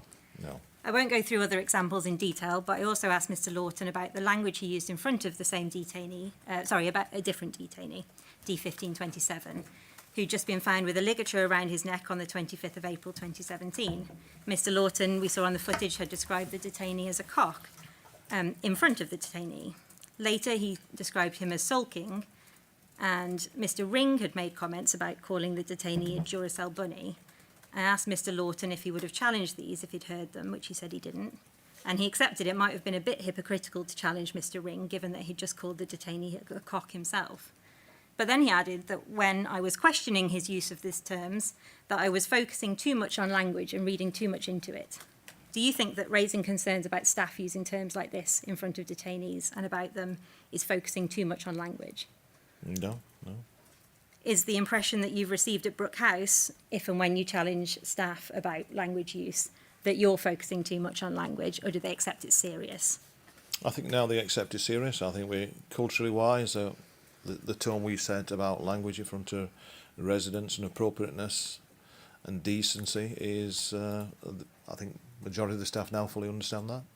Do you think that from the evidence and from what Mr Lawton said that he maybe doesn't understand that? At that point in time, he didn't. I don't think he did then. But When he gave evidence to the inquiry? I'm clear in my leadership with him now. He understands what is expected and what's not expected, language-wise. When you say that point in time, do you mean when he gave evidence? No, I'm not talking about the evidence. I'm talking about the quotation. But when he gave evidence? Because I have challenged him on this, on the wording, etc. Yeah. And he tells me that the words were said when he closed the bedroom door and exited because he was frustrated. Sure. Well, we at see the time, him. and he said he apologised for that as well at the time. Okay. Well, we see him on the footage calling the detainee a cock while he's walking in front of him, not when he's left the room. Okay. But in any event, you say when you've challenged him on it, he's taken it seriously. Yeah, yes. Despite that when I asked him about it, he said I was focusing too much on language. Yeah. Discussing the same event, Mr Lawton said that the incident with D1527 should never have happened. It shouldn't have got to the point of him having a ligature around his neck. And he said that he should have been on constant watch by Mr Fraser. I asked him, did you report Mr Fraser for failing to do proper observations as you see it? He said, I didn't report him, no. I was frustrated at the time because I felt I did his job for him. And then he explained a little more about how he entered the room. I said, you didn't report him. Did you speak to Mr Fraser informally, as far as you remember, about failing to do constant observations? He said, I don't think so, no. I said, did you take any action at all to ensure that what you call a safeguarding issue here doesn't happen again? He said, what, with Mr Fraser? I said, yes. And he said, I didn't speak to Clayton. He didn't often work at Brookhouse. Is that something you followed up on? Does that cause you concern? It's not something I have followed up on, no. Does it cause you concern? It does cause some concern, yes, because I would expect senior managers to address actions where they, particularly when it's there's a level of vulnerability of residents that need to be cared for as well. Finally, in concluding his evidence, Mr Lawton was asked about Facebook comments he'd made about Callum Tully, in which he said, don't be fooled, and he's a fake, and it's all an act. He denied that he considered Mr Tully a snitch, but said that he did feel let down by him. He was then asked by the chair if he was surprised by the panorama footage. He said, such as, and then when he was asked the use of force in particular, he said which use of force, and then when pressed to comment particularly about the incident with Mr Pashali in D1527, he said, I wasn't there, so I can't comment on that. You have spoken to people involved in that previously, so it's down to them to comment on that. But you don't have to be present at that event to have a view on it, do you, Mr Hughes? No, we don't. No. You've told us yourself it's obviously unacceptable. Yes, yeah. And finally, Mr Lawton was asked about how staff might be assisted, again by the chair, to cope with distressing events. He said he tries to support his staff, but you can't teach coping mechanisms. He said they're not taught and he doesn't believe they can be taught. Mr Lawton is now Assistant Director at Brookhouse. He is or might be, as we've seen, involved in investigating staff culture issues. Is it fair to assume, given the evidence he gave to the inquiry, that he hadn't really reflected on the events he was involved in? It's fair to assume that, yeah. What do you intend to do about that? Well, I will separately discuss with my my senior management team on the matter. He's been promoted, in fact, hasn't he, between the relevant period and now? He has indeed, yes. He was a DCM then, he became an E1 in 2019, and in 2020 a further promotion saw him join the senior management team where he remains. Yes, yeah. Another assistant director is Mr Dix. He gave evidence on the 9th of March and was asked by Ms Townsend about a number of events in which he was involved. One related to a detained person who was to be moved to CSU under Rule 40. If you saw his evidence or you've read Mr Collier's report, you'll be familiar with this event. Yes, yeah. It's use of force on D 1978 on the 26th of May. And in short, I'll just read from Mr Collier's report because it summarises it at paragraph 384. There's no need to turn it up. Mr Collier's report says, the footage from the debrief, and the debrief was by Mr Dix, provides a different version of events when described by DCM Dix as compared to what actually happened. During the debrief, he states D 1978 started to encroach towards him and he had no option but to deploy the team. The scene footage clearly shows DCM Dix stand aside to allow D 1978 to leave the room and then the team move in and restrain D 1978. DCM Dix makes a half-hearted attempt to stop staff, but only after the first DCM has entered the room. DCM Dix utters quietly to himself, no, no, no. Now, Mr Dix accepted during his evidence that he didn't wait for the detainee to leave compliantly and said, obviously, I wish I did. He said that looking at the footage, which shows the detainee nod and walk towards the door, he said, it looked like he was going to comply, and obviously there was a mistake, and I've tried to stop them, meaning his team, by going no, no, no. He was asked why he then said at the debrief that the detainee started to encroach, and so the team had no choice but to use force. And he kept repeating it was a difficult incident, he'd been verbally abused. However, when asked about the debrief of the event, he only said that there was a discrepancy, and I'm reading from his account now, which I've admitted was a mistake, but at the time again, and I've had no extra training to be a supervisor, and I would only hope that obviously, if it was reviewed after these sorts of errors would have been made, where I would have been made aware of it. Miss Townsend asked him, did you need extra training to tell the truth at a debrief? And he said, I'm not saying I haven't told the truth. I'm saying it was a mistake and I was concentrating on the version of events. And he says, bear in mind, your adrenaline's running high. He may have been working 13 to 15 hours that day. It was a mistake that slipped my mind. Miss Townsend said, it couldn't have slipped your mind, could it? Because you said the exact opposite of what in fact happened. And he said, I don't. At the time of the debrief, it's just an initial response to what happened. Sometimes you're going to miss things. Sometimes you make mistakes. But in hindsight, you know, if I had been aware of the mistakes I'd made and it had been picked up, it would have been picked up. But I didn't have any prior knowledge to what the footage showed or anything like that. So he failed, in short, to accept during the debrief that he'd lied about why force was used when asked by the inquiry. He did accept that force should never have been used, but even when faced with footage of the incident and the debrief, and with the inquiry's expert report, he wouldn't accept that he didn't tell the truth in the debrief. It's a really serious thing to fabricate, isn't it, the rationale for use of force? Yes, yes. I'll ask you, when Mr Dix was, what Mr Dix was asked, you don't need training, do you, to not lie in a debrief? He shouldn't rely, as he seems to, on someone else picking up his mistake by watching the footage. He should have been honest and accurate at the debrief in the first place. Does it concern you, or did it when you were watching his evidence, that Mr Dix wouldn't accept that he'd lied? It did concern me, and obviously I expect honest, truthful evidence given at the time. And you say it did concern you, so you did watch his evidence, did you? I did watch his evidence, yes. Yeah. And when I've questioned after that evidence, I asked for some explanation on some of that as well. And did you get an explanation? That he made a mistake at the point in time, and there was no intention to send the team into the room at that point in time. So. Yep. So that's about the use of force. Yeah. What did he tell you about the lie at the debrief? No. Did you ask him about that? I haven't asked him about that, no. Why not? Because I've not recalled that part of it. So you watched his evidence? I didn't see every part of his evidence, I'll be quite see. honest. So. Will you now ask him about that? Yes. And what do you expect to get from him? Oh, a full and frank understanding of the circumstances. Does it concern you not only generally, but also when you have a contract which relies to some extent on self-reporting, on holding up your hands and admitting to mistakes, that your senior management team might not be doing so? I would hope so, that culturally wise and from my leadership, that the team is open, honest and fully transparent now. Yes, but we've seen some examples of that not being the case. Yeah. We've also heard from Mr Donnelly. He was a DCM during the relevant period and he's still a DCM now, I believe. Correct. He was asked by Mr Altman about his actions during an event where he had entered a room and found a detainee on the floor. That was D865. He completed an incident report where he failed to mention that the detainee had a ligature around his neck, which he hadn't noticed until about 2 minutes later when Mr Tully pointed it out. He didn't mention on the incident report that it had taken Mr Tully to point out before he acted. He accepted that there was a paragraph missing from his report, which should have mentioned both that the ligature had been missed and that there was a delay in responding, and he accepted that the failure to include this almost looked like a cover-up. He said he left it out because he didn't want to look bad. Now, unlike Mr Dix, when he gave evidence, he did accept that his account at the time was inaccurate. In a serious respect, I'm sure you'd agree. Have you been through this event with Mr Donnelly since you took over at Serco? I haven't, no. Why no. not? I haven't had the opportunity to discuss it with him. You haven't had the opportunity? No, I've not discussed it with him at all. Do you intend now to discuss it with him? Yeah, we'll have a discussion with it, and part of my senior team will as well. Mr Hughes, there's no time today to go through the evidence of other individuals who remain employed at Brookhouse and ask you about whether their accounts to the inquiry show a lack of reflection or a failure to learn lessons, or in some cases, a denial that they heard or saw things when the footage places them right at the centre of an event. So I've mentioned 3 people to you now, and you said you'll speak to them. Are you going to speak to other people who I haven't mentioned but who've given evidence to the inquiry if their evidence causes you a concern?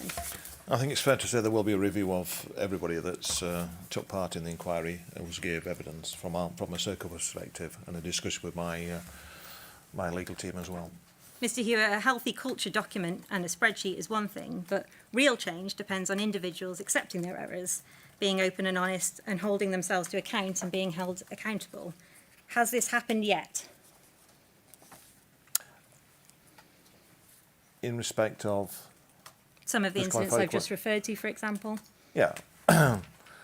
It's not evident that it is part of it. I'm part of the cultural change programme we're developing and moving forward on. If things are changing and things are going for the better, yes. But that's dependent on my leadership and my direction as well within the centre. Michelle Brown was a member of the SMT during the relevant period. She was both head of safeguarding at another point, head of security, and she stayed on under Serco. She says at the end of her witness statement to the inquiry at paragraph 126, "I could not cope working for G4S or Serco any longer. I felt excluded and pushed out. In this inquiry, I fully expect current employees to close ranks, and it would take a brave person at Gatwick to speak the truth about current conditions for detainees and staff." It's concerning, isn't it, that a former member of staff would say that, not just about G4S, but about Serco instead. Is your experience that employees have closed ranks? No, not at all. Not at all.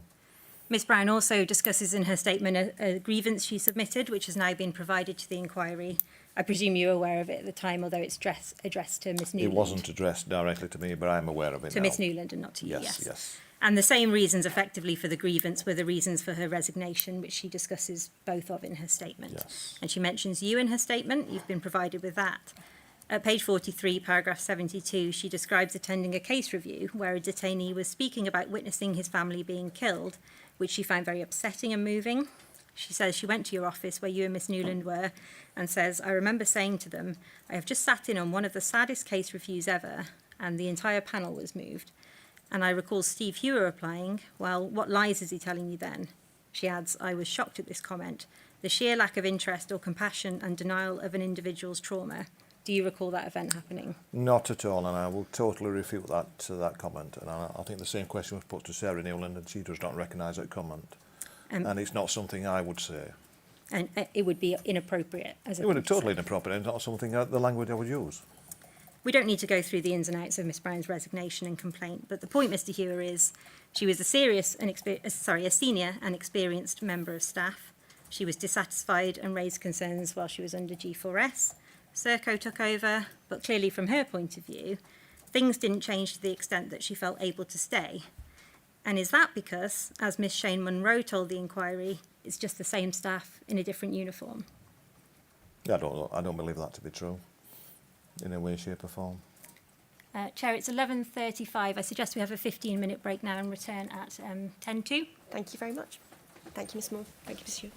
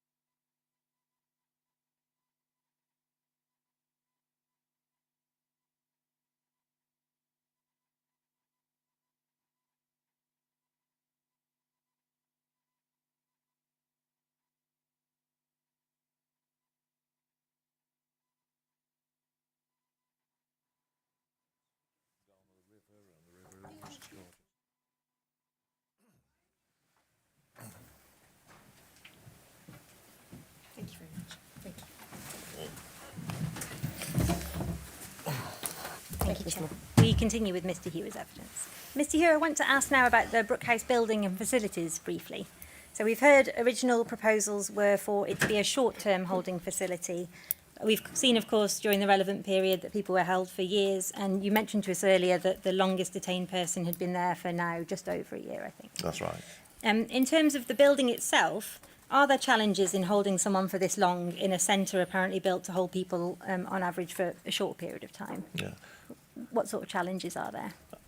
I mean, the challenge is the built environment. The built environment is what we've been obviously took over and inherited. Structurally wise, there's little change you can make to the built environment. What we have tried to do is try to soften certain areas to make them more decent, and by way of opening more gates and doors and opening up the areas, etc. And just by redecoration, lots of decoration throughout the centre as well. So that's what we tried to do to soften some of the aspects of it more than anything. There's very little else we can do with the built environment without radical changes, unfortunately. You describe at paragraph 47 of your statement a huge investment in changing the physical appearance, Yes. Obviously limited to what you can do. Yes. So you say this is stuff like keeping gates open where possible, redecoration. Is there anything else that has formed part of this I mean, a investment? number of innovative initiatives we've moved forward on as well, which is biometric gates. So the entrance to each wing location is a biometric gate where residents can go in and out of to activity area as well. So allows free movement, shall I say? You know, post-COVID, it allows a lot more free movement. Currently in COVID, it's restricted a little bit. Sure. And not just the building, but what about the regimes and the activities you can offer? Are these suited for detention of the sorts of lengths that you might be looking at? From a activities perspective, we try to put a range of activities on, and part of the solution, the bid solution we put forward was to a range of activities and education, so from art classes, things that interest people, interest different cultures as well, and gymnasium, additional gymnasiums, additional weights room, and generally activities on the wings and on the yards as well. So we've tried to encourage as many people to take part in activities. Unfortunately, we can't force anybody to be part of that, but we'll make it as enticing as possible for them to take part. And there are enticements, I think, in terms of sort of competitions. I've heard about pool competitions where you can win. Is it sort of financial credits that you can spend? Yes, so they can spend in the shop, etc. It's a cashless society, but we put credits on their account of this competitions and pool games and table tennis, etc., and things like that. Dr Hinpal Singh Bui of the HMIP said in his live evidence last week, Brookhouse is a centre which looks and feels like a prison, and it's designed like a prison. As we've said many times, that's inappropriate for a detainee population. And he went on to state, I think we've reported on this in a number of centres with high numbers of people with mental health problems and serious mental health problems. That kind of environment isn't appropriate for people with mental health difficulties. They should be held in a normal location if possible. Thinking specifically, Mr Hughes, about people with mental health difficulties then, detained as they are in this prison-like environment, do you accept Dr Bui's concerns there? Yes. Yeah. And Professor Bosworth also commented on the building at paragraph 9.9 of her first report. She said that the restrictions of a Category B prison make no sense for those held under Immigration Act powers. They make the delivery of a humane and supportive regime very difficult. Do you agree with the fact that the building and restrictions that go with it do pose challenges to the delivery of a humane regime? It does pose challenges, yes. Just by pure design of the building as well, yes. Turning now to staff visibility around the wings, you may be aware that an issue we've heard about repeatedly in relation to the relevant period was the lack of visibility and engagement from the SMT towards staff on the wing floor and with detainees. And you say at paragraph 21 that the SMT are now fully visible across both Gatwick sites. Although the examples that you give at 21 just pertain mainly to Tinsley House or to some arrangements that were notionally in place. For example, the SMT would attend various meetings. Can you just tell us in practical terms what steps Serco has taken to increase that level of visibility? Yeah, I mean, as per my paragraph 21, we have to be visible across both sites. Gatwick IRCs is held off Brookhouse and Tinsley House, so we have residents in both areas, so we spend our time in both sites. That's why I give reference to have a morning meeting at Tinsley on a Tuesday and Thursday where we share time. There's a permanent SMT member in Tinsley House, Mr Horton, and my office and the DEP's office is in Brookhouse, so we spend a lot of time in Brookhouse as well. From a visibility point of view, we have a assistant director that is covering operations, and he will go around visit every area as part of his tour on a daily basis, as will lots of the SMT will. So the visibility part is led by us to go through all wing areas and do tours of the centre as well. Does that include E-Wing and CSU? Yes, yeah. Professor Bosworth commented on the question of visibility in her first report at 4.53. She says that the lack of formal and informal interactions between senior management and DCOs draws into question the extent to which the SMT were aware of the kinds of problems staff and the detained community were facing, talking about 2017. Yes. She adds that this should be remedied by relocating SMT out of the administrative offices for a greater portion of their day and moving their offices into the main body of the building. And she says that more attention should also be paid to formal and informal communication channels. What's your view on the SMT location question? We are in the main body of the building, so I'm a little bit perplexed by that statement, because we are in the main body of the building, and my office is some 20 metres away from each of the wings. What about the office areas? What about the question of attention being paid to formal and informal communication channels? Would you agree that's important? Oh yes, yeah, very much so.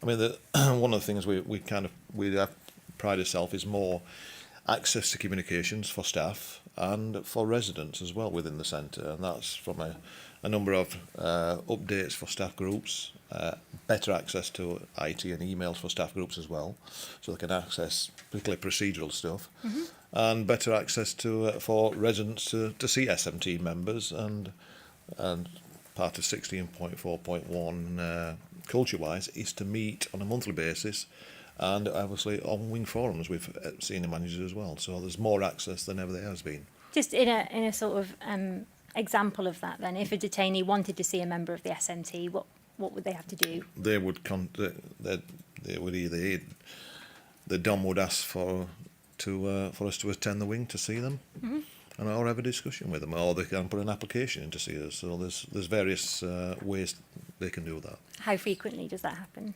Quite frequently, actually, frequently. I want to turn now to the population itself, in particular to vulnerable detained persons. Yeah. So you make the point on a couple of occasions in your witness statement that you can't really comment on the function or otherwise of Rule 35 in 2020 or now, because that's a matter primarily for PPG and That's Home Office. correct, yes. Serco's contractual service provision, however, gives rise to an obligation which we've discussed to put into place procedures compliance with DSOs, Yes. which would include adults at risk procedures, wouldn't it? Yes. Serco is also contractually obliged, as I understand it, to put into place sufficient operating arrangements to allow Serco to work with the healthcare provider to identify the health and social needs of detainees who may be subject to torture and trauma, and have procedures in place for appropriate communications with the authority, I presume that means the Home Office, of those who have been victims of torture and those whose physical or mental health is seriously affected by detention, ensuring referral to healthcare staff who are appropriately trained to deal with this. So overseeing the implementation of adults at risk, does that fall within the responsibility of Serco? The policy they set out, obviously, from an office perspective, the policy, which has recently been, it has been updated in recent years, obviously, as we've heard from previous evidence. But in respect of Rule 35, I mean, our staff are fully aware of the process procedures, and we will, our welfare department will share that and signpost residents if they have concerns or questions in that respect of that. So Rule 35, Serco and your operational staff's role is to say... We would signpost it, yes, no other part in it. And in terms of adults at risk, what's Serco's role? We have a weekly adults at risk meeting, so we any residents we have concerns, and that's multidisciplinary as well. So the IMB will attend that meeting, and the Home Office will attend that meeting, and the healthcare will attend that meeting as well. So it is a joint multidisciplinary meeting that will discuss any we feel there's risk, concern, or vulnerabilities with as well. Have you heard evidence during this phase from Ms Calvert and the GPs working at Brookhouse? Briefly, not to much extent. Has any of it been summarised to you? No. Did what you heard, or just your experience of how things work now, tell you anything about how effectively adults at risk is working at the moment at Brookhouse? I don't think I'm best placed to comment on that. So from Serco's perspective? As far as I'm aware, it's working well, and it's working fine at this point in time with the numbers. And what about any other protections to assure people who perhaps shouldn't be detained or whose detention should be reviewed are being reviewed? Circle play no part in detention in who's allocated the centre. The Home Office are obviously best placed to answer that question. At paragraphs 113 and 115 of your witness statement, you say that PPG and the Home Office would be better placed to comment on the number of Rule 35 reports in 2020 and 2021. Yes. Do you consider there to be any relevance for Serco to understand why the numbers of those reports appear to be so low and whether they accurately reflect the detained population's needs? As I said, we don't play a part in other than supporting it. I mean, our role is to support vulnerable residents and that's come within our care and signpost them in that direction. If there is reports of torture or of that nature, we will refer them more than anything. And we have a comprehensive welfare department to support residents on that. If you can then next, it would help if you could clarify, if you're able to, some evidence we heard from Mr Horton about a different issue, but particular mental health needs. So he referred to the weekly vulnerable meetings that you mentioned as well, Yes, the multidisciplinary yes. meetings. He said, we look after at Brookhouse some mentally unwell people. He said, we look after people that are on section. Are staff adequately trained to properly manage someone who is under a section? No, but they would need to be clinically trained in order to do that. And then he said they do an amazing job. Do Brookhouse hold people who are under section?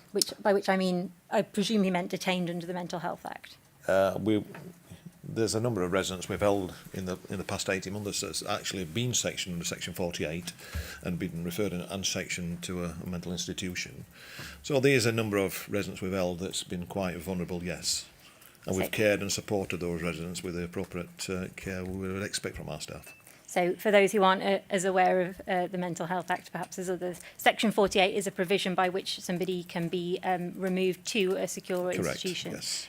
So you don't hold people who are detained under, for example, Sections 2 No, and we'd 3. have to wait for they would be referred in, obviously, by a psychiatrist, and they would refer them. Psychiatrists might give rise to a concern that somebody needs to be transferred under Section 48. Yes. And Brookhouse would potentially hold them until that transfer was done. And they would be, the mental institutions will come in and assess them, and they will look them for a place for them to be transported there. I see. So Brookhouse could be sort of a temporary facility where It has until been. they're removed. Yes. I see. Thank you for clarifying that. So turning then to Rule 40 briefly, so removal from association and perhaps 42 as well.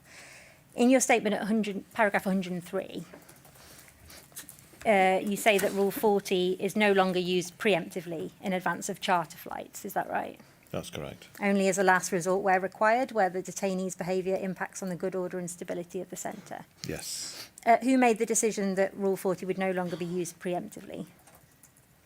There's no decision being made on that. It's appropriateness of Rule 40 in the first place. So Rule 40 shouldn't be used preemptively in your view? It shouldn't be, no. And did that cease to happen from when you took over, as far as you know? I can't come on to the relevant period as Sure. we're talking about now. It hasn't happened since you're... No, it's appropriate and it affects the good order and stability of the centre. And you state at 102, just above, that any use of Rule 40 is agreed by the Home Office. Yes. Does that mean agreed in advance? If there's any pre-authorisation, we would submit, under Rule 40, we would submit an Annex B for authorisation. A written Annex B, they would then authorise that and agree with the terms, and if there's any risk or concerns that there's a necessity to place somebody on Rule 40. So there's also a process by, I think it's Rule 40 subsection 2, by which in urgent cases somebody at the detention centre can... That's correct, yes. ...authorise it and then report it later to the Home Office. We would report it immediately to the Home Office to get authorisation, and that would then be reviewed within 24 hours as well. So both of those provisions are still used, Yes, the pre-authorisation yes, and the yes. urgent process. Indeed. And again, you weren't there during the relevant period, of course, but it's been suggested in evidence we've seen that only 13% of Rule 40s were approved in advance by the Home Office in 2017, and the rest were done under the urgent procedure.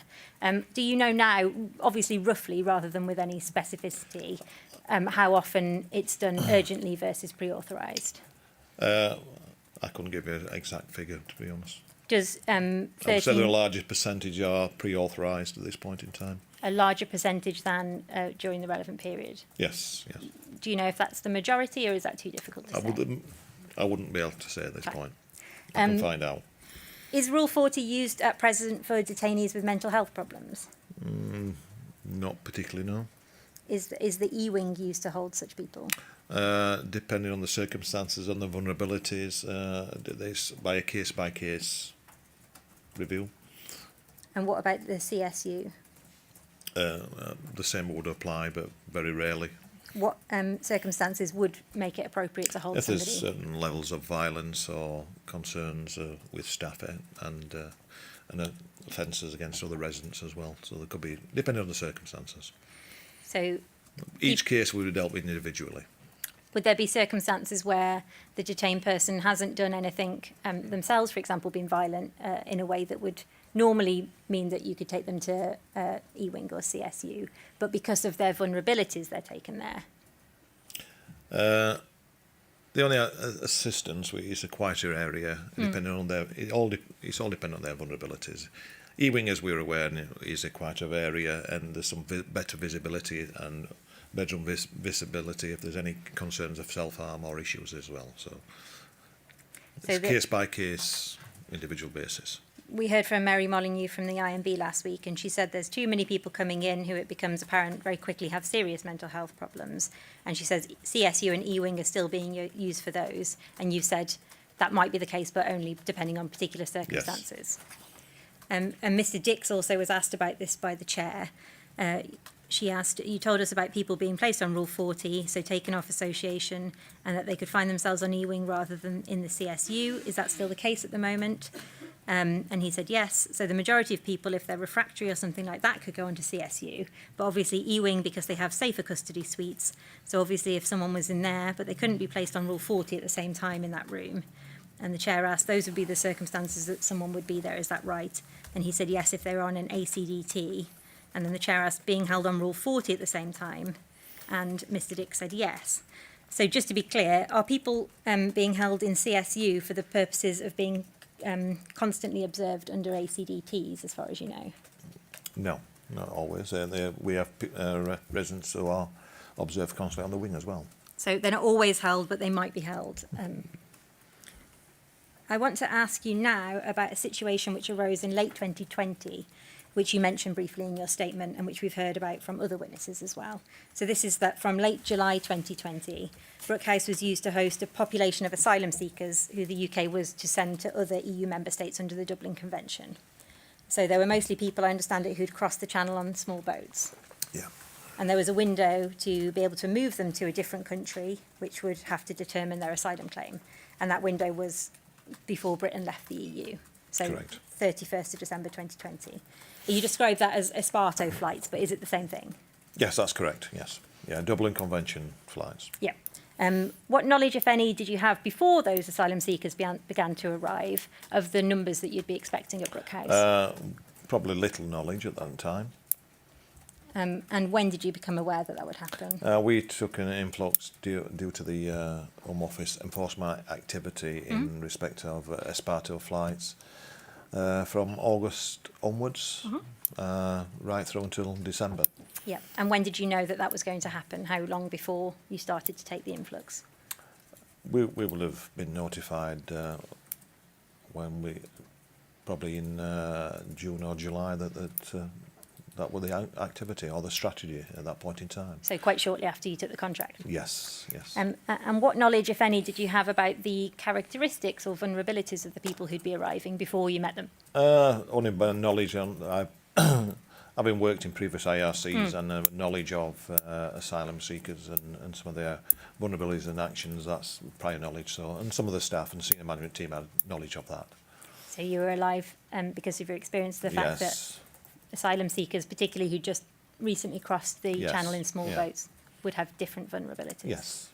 And were you able to put anything, and if so, what, in place before they arrived? I mean, part of our role was just to ensure we did not decide who were obviously allocated to the centre and what from an enforcement activity that was decided by the Home Office.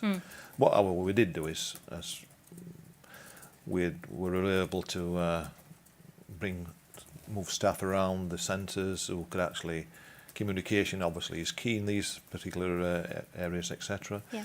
given that lots of the residents on the small boat cases for the Esparto flights were either Iranian, Iraqi, etc. So we have a number of staff that speak Farsi and Arabic, etc. Yep. They assisted in keeping the safe and calm, and also mediating with them as well. So that assisted us. That allowed us to do that part, and we did move a lot of staff just to manage that particular aspect of it. Communication was key on that. Yeah. I'm going to refer you to the IMB report 2020, which part of it deals with this situation. So Yeah. if I can ask to be shown on screen, please. IMB 000202.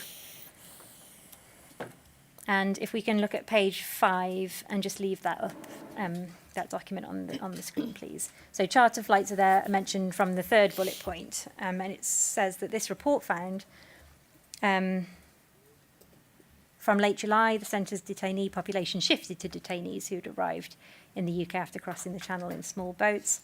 And the last bullet point there, the combination of the compressed nature of the charter flight programme with Brookhouse as its sole base for Dublin Convention flights and the fundamental changes in the centre's population and nationalities, their different vulnerabilities and their needs, put the centre's systems, detainees and staff under great stress and raised some concerns for the board. Most notably, there was a dramatic increase in levels of self-harm and suicidal ideation, deficiencies in the induction process, and increased needs for legal support and detention centre Rule 35 assessments. Do you agree with that as a summary? Yes, yes. And under paragraph 3.2, which I think is a bit further down the page, main judgments. How safe is the IRC? And the board's view is that due to circumstances related to the Dublin Convention Charter programme, in the latter months of 2020, Brookhouse was not a safe place for vulnerable detainees who had crossed the Channel in small boats. And it goes on to say this is evidenced by the high levels of self-harm and suicidal ideation at the time. Do you agree that during this period, Brookhouse was not a safe place for the detainees? Not particularly good. It wasn't safe. We made it as safe as possible for and cared for the residents we had in our care. They were obviously allocated from an home office perspective, ready for the flights. I've got to say it was a difficult period. There was a lot of self-harm, particularly from the residents, and use of force, which you'll see in the statistics that correlate with that. Yeah. But our role is to prevent self-harm and support the residents, and we did many functions, and I suppose at that time there were quite a number of residents on constant supervisions to supervise and support them as well, plus the staff that spoke their language as well, that assisted them. Overleaf on page 6. Under how fairly and humanely, if we go up, under how fairly and humanely were detainees treated, the IMB says that the detainees are generally treated humanely at Brookhouse, but says, however, that the board's view is that circumstances in Brookhouse related to the Dublin Convention Charter programme amounted to inhumane treatment of the whole detainee population by the Home Office in the latter months of 2020. Do you agree or disagree with that? Well, that'd be for the Home Office to answer. I suppose it's their best place to answer that. From a care, from my perspective, my staff did a fantastic job in caring, supporting for the people in their care. So in terms of the responsibility which you, on behalf of Serco and also as director at the time, take for these findings, that Brookhouse was not a safe place to be for these detainees and that the circumstances amounted to inhumane treatment of the whole population, your answer was you made it as safe as you could. As safe as possible, yeah. I mean, we cared, and our role is to care and support our residents in our care and make it as humane as possible, and that's what we did. And given what the environment we possibly could do and the support we can. And if, despite making it as safe as you possibly could, it's correct to say that there was inhumane treatment, where would the responsibility for that lie? I mean, using the term inhumane, whether it's inhumane, that's a matter of perspective. In my perspective, it wasn't any treatment, was not inhumane that my staff or Circle, I can't comment for the Home Office. I put these findings to Mr Castle, who is from the Home Office, or he was at the time, he's moved out now. He was the DES area manager for the Gatwick IRCs. And I asked him where responsibility lay. He mentioned that Serco and Home Office staff based at Brookhouse were doing a difficult job to the best of their abilities. And he said, you all made the best of, in his words, an incredibly bad job. I asked him about what difficulties or constraints there were, and he said that the political drive to remove people who'd crossed the Channel in the small boats was difficult to keep up with. Would you agree with that? Yes, yes. I also asked Miss Molyneux of the IMB where responsibility lay for these findings. And she said, I think the problem was more that the Home Office kept bringing these people in. The Home Office were aware of the problem. So when a safeguard failure, and when I say overload it, the Home Office knew this was happening. This wasn't the first they'd heard of it. You know, they'd heard the minister, senior people had heard. I know they'd heard from Serco concerns about the numbers and the numbers of self-harm. In spite of that, numbers kept coming through from the charter flights. Is that correct? Yes, yes. And the IMB's report notes some of the specific issues in more detail throughout. So if I ask to go to page 10, we won't go through all of them, but page 10 has a graph, and you've already alluded to this as to the spike. So it's the graph there. The blue line is the number of people on ACDT, and we see a really significant jump, obviously, from August, which is when you mentioned it started. And acts of self-harm is the orange line, again, a significant jump. Yes. An overleaf there at page 11, there's a table. And it's headed, the response to serious incidents of self-harm and threats of suicide was often constant supervision by officers to prevent further harm. The table below shows the number of detainees placed on constant supervision in the months of the charter programme. Obviously, I won't read it all out, but for example, in August, against a daily population on average of 93, 32 of those people were on constant supervision during that month. And constant supervision, for those who haven't heard it, people who are always being watched, because the concern is, in layman's terms, if you look away, they'll try and hurt themselves. Correct. And it carries on. In writing this report, the board struggles to convey how disturbing these numbers of detainees on constant supervision are. Concerns about a detainee's state of mind must be very high indeed to justify assigning staff to watch them at all times. Moreover, these are only the most extreme cases. More detainees were, at the same time, on hourly, overnight, or less frequent watch. So 32, for example, out of 93 is only the people who are on that very highest level of round-the-clock watch. Yes. This was obviously highly distressing for the detainee. Yes.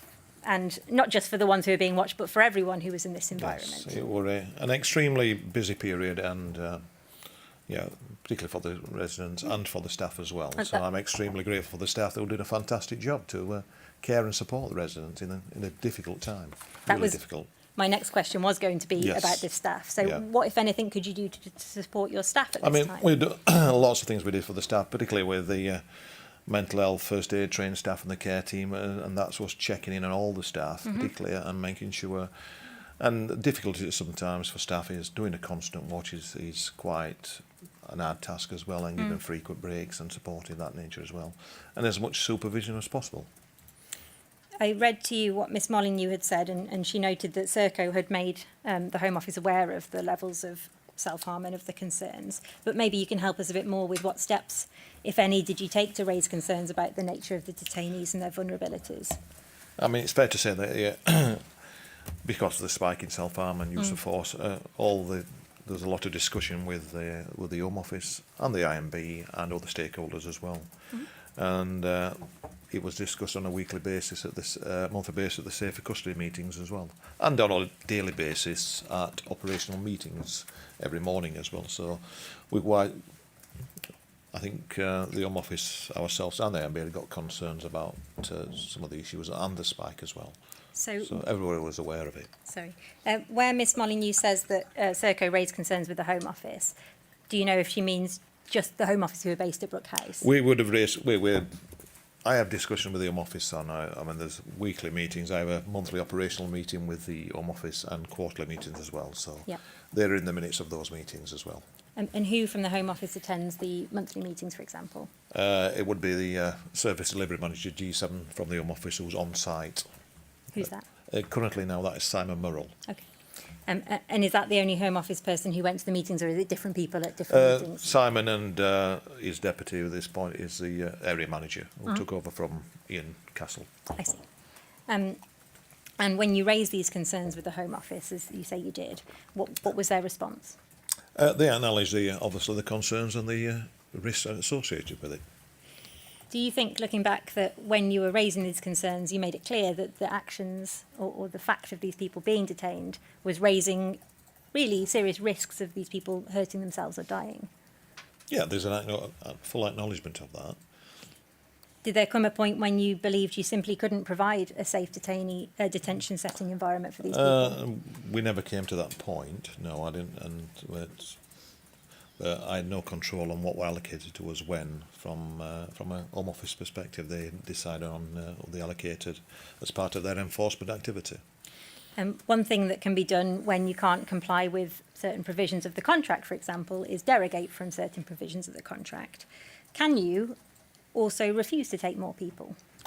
No, there would be certain, probably on no circumstances I would ever refuse to take anybody at this point in time if they've got the availability. But If you've got a bed? yes, Yeah. yes. While we're in this document, can we go please to page 22? This is a slightly different issue, but just while we have it on screen, we might as well deal with it here.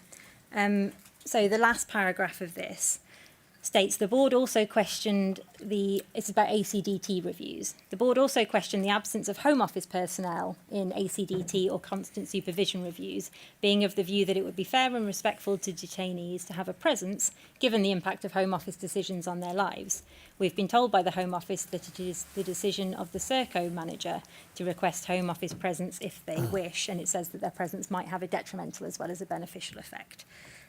Is this correct? Do you know that Home Office, firstly, aren't present at ACDT reviews? I'm not aware they are. They are invited to ACDT reviews. Sometimes they will send a report or some information. I'm not aware I don't attend them myself, so I'm not 100% sure whether it's sporadic or they don't attend at all, to be honest. And we also heard from Miss Molyneux that she thought that it would be a good idea for caseworkers in general to be present at Brookhouse, because she said that there was potentially a disconnect between the detained person and the decision maker, because you have a kind of a go-between. Yeah. Do you agree with that might be beneficial? It would be beneficial because most of the questions of residents are relating to their case. If there's easier, better or access, it would be better for them, yes. Have you ever raised that as a possible? I haven't raised it, no. And we'll come later to more of Mr Collier's recommendations, so our use of force expert. But while we're on it, one he does make is that Home Office staff should be the ones to inform detainees of removal orders. So he said that the Home Office staff should inform the detainee in the presence of a DCM to support and familiarise themselves with the individual case. I understand that doesn't happen at the moment. Or does it? It does happen. Okay. Yeah, I mean it has been for the past 18 months, in between obviously the COVID and the outbreaks, etc. It has been sporadic, so a lot of the time they do inform them. Some way it's done by letter, some done by telephone. It's done by a medium of communications. Yeah, and if you can do it face-to-face. They can do it face-to-face, we'll do it face-to-face. And sometimes the Home Office attend. Yes, yeah. But again, it wouldn't be the caseworker, obviously it would be the representative. It would be the detaining engagement officer. Yes. And on ACDTs, I know you don't do them yourselves, so tell me if you don't know, but do healthcare attend ACDT reviews? Yes, they do. And I'm asked to ask you about today's situation. So if you can give us statistics about the number of people on ACDTs today at Brookhouse. 5 currently. And how many of those are on constant watch? 2. And out of a total population of how many? 169. And that's the data from this morning, I understand? This morning's meeting, yes. Yeah. Okay, let's turn back to 2020 then. So leaving this report on the screen, please. Last week, we also heard from Miss Molyneux about a letter she sent on behalf of the IMB to the Immigration Minister and many others at the Home Office on the 2nd of October 2020. And it sets out many of the same concerns that we see in more detail in the 2020 report. So it set out evidence about the number of men on ACDT. It included a graph. The number of people who are at risk if removal directions were served, the number of men on food and fluid refusal, and it gave examples of people self-harming just before removal. So a man who'd poured boiling water on his legs, someone who was hospitalised for self-harm, and then on returning to Brookhouse was put on a flight. And it summarised, the letter did, that the cumulative effect of these concerns amounts to inhumane treatment. Miss Molyneux told us she sent a copy to you after she'd sent it to the Minister for your information. Yes. Do you recall receiving it? Yes, indeed. And at the time, did you agree with its contents insofar as you were able to? Yes, as factually the information was correct. And did you take any steps to endorse those concerns, so to tell the Home Office you agreed with them? No, I didn't. Turning please to page 13 of this report. So this is still the IMB 2020 report. I want to ask about what it says here about adults at risk. So the second paragraph under the heading adults at risk. It says these issues, so some issues from a previous report, were not resolved in 2020, and indeed were arguably worsened with the large numbers of detainees with vulnerable mental health status on ACDTs and self-harming, but not all being added to the adults at risk log. Did you know at the time that this wasn't being done in the case of every detainee with vulnerable mental health status? No, I can't recall. Did you, when you read this report, did you then become aware of it? When I read the report, yes. Yeah. And what, if anything, did you do to ensure that in future people on the log are added to the adults at risk log? Well, I don't manage from a adults at risk perspective on the levels 1, 2, and 3. I don't. That's managed by the Home Office, so I don't set those levels. It's done from the Home Office and the caseworkers. It's an issue, though, isn't it, that people get placed on ACDTs, which is something that's managed by Serco Yes, it is staff, managed by us. Yes. and then they need to be added to the log. Yeah. So how does Serco make sure We share that detail by a note to the Home Office and to the caseworker. So the Home Office knows that they're on ACDT, Yes. and that therefore they should be Yes. added to the log. Yeah, we don't manage the log. And is that detail shared by way of a Part C? It is. Yes. Finally, on that page, Rule 35 claims. You said that Rule 35 by way of process is for healthcare and Home Office. Yes. But were you aware that the increase in Rule 35 claims for a while here overwhelmed the capacity for appointments, such that there was a 21-day waiting list and a backlog of 60 people? Only I have a monthly meeting with the healthcare provider, so that's on that day.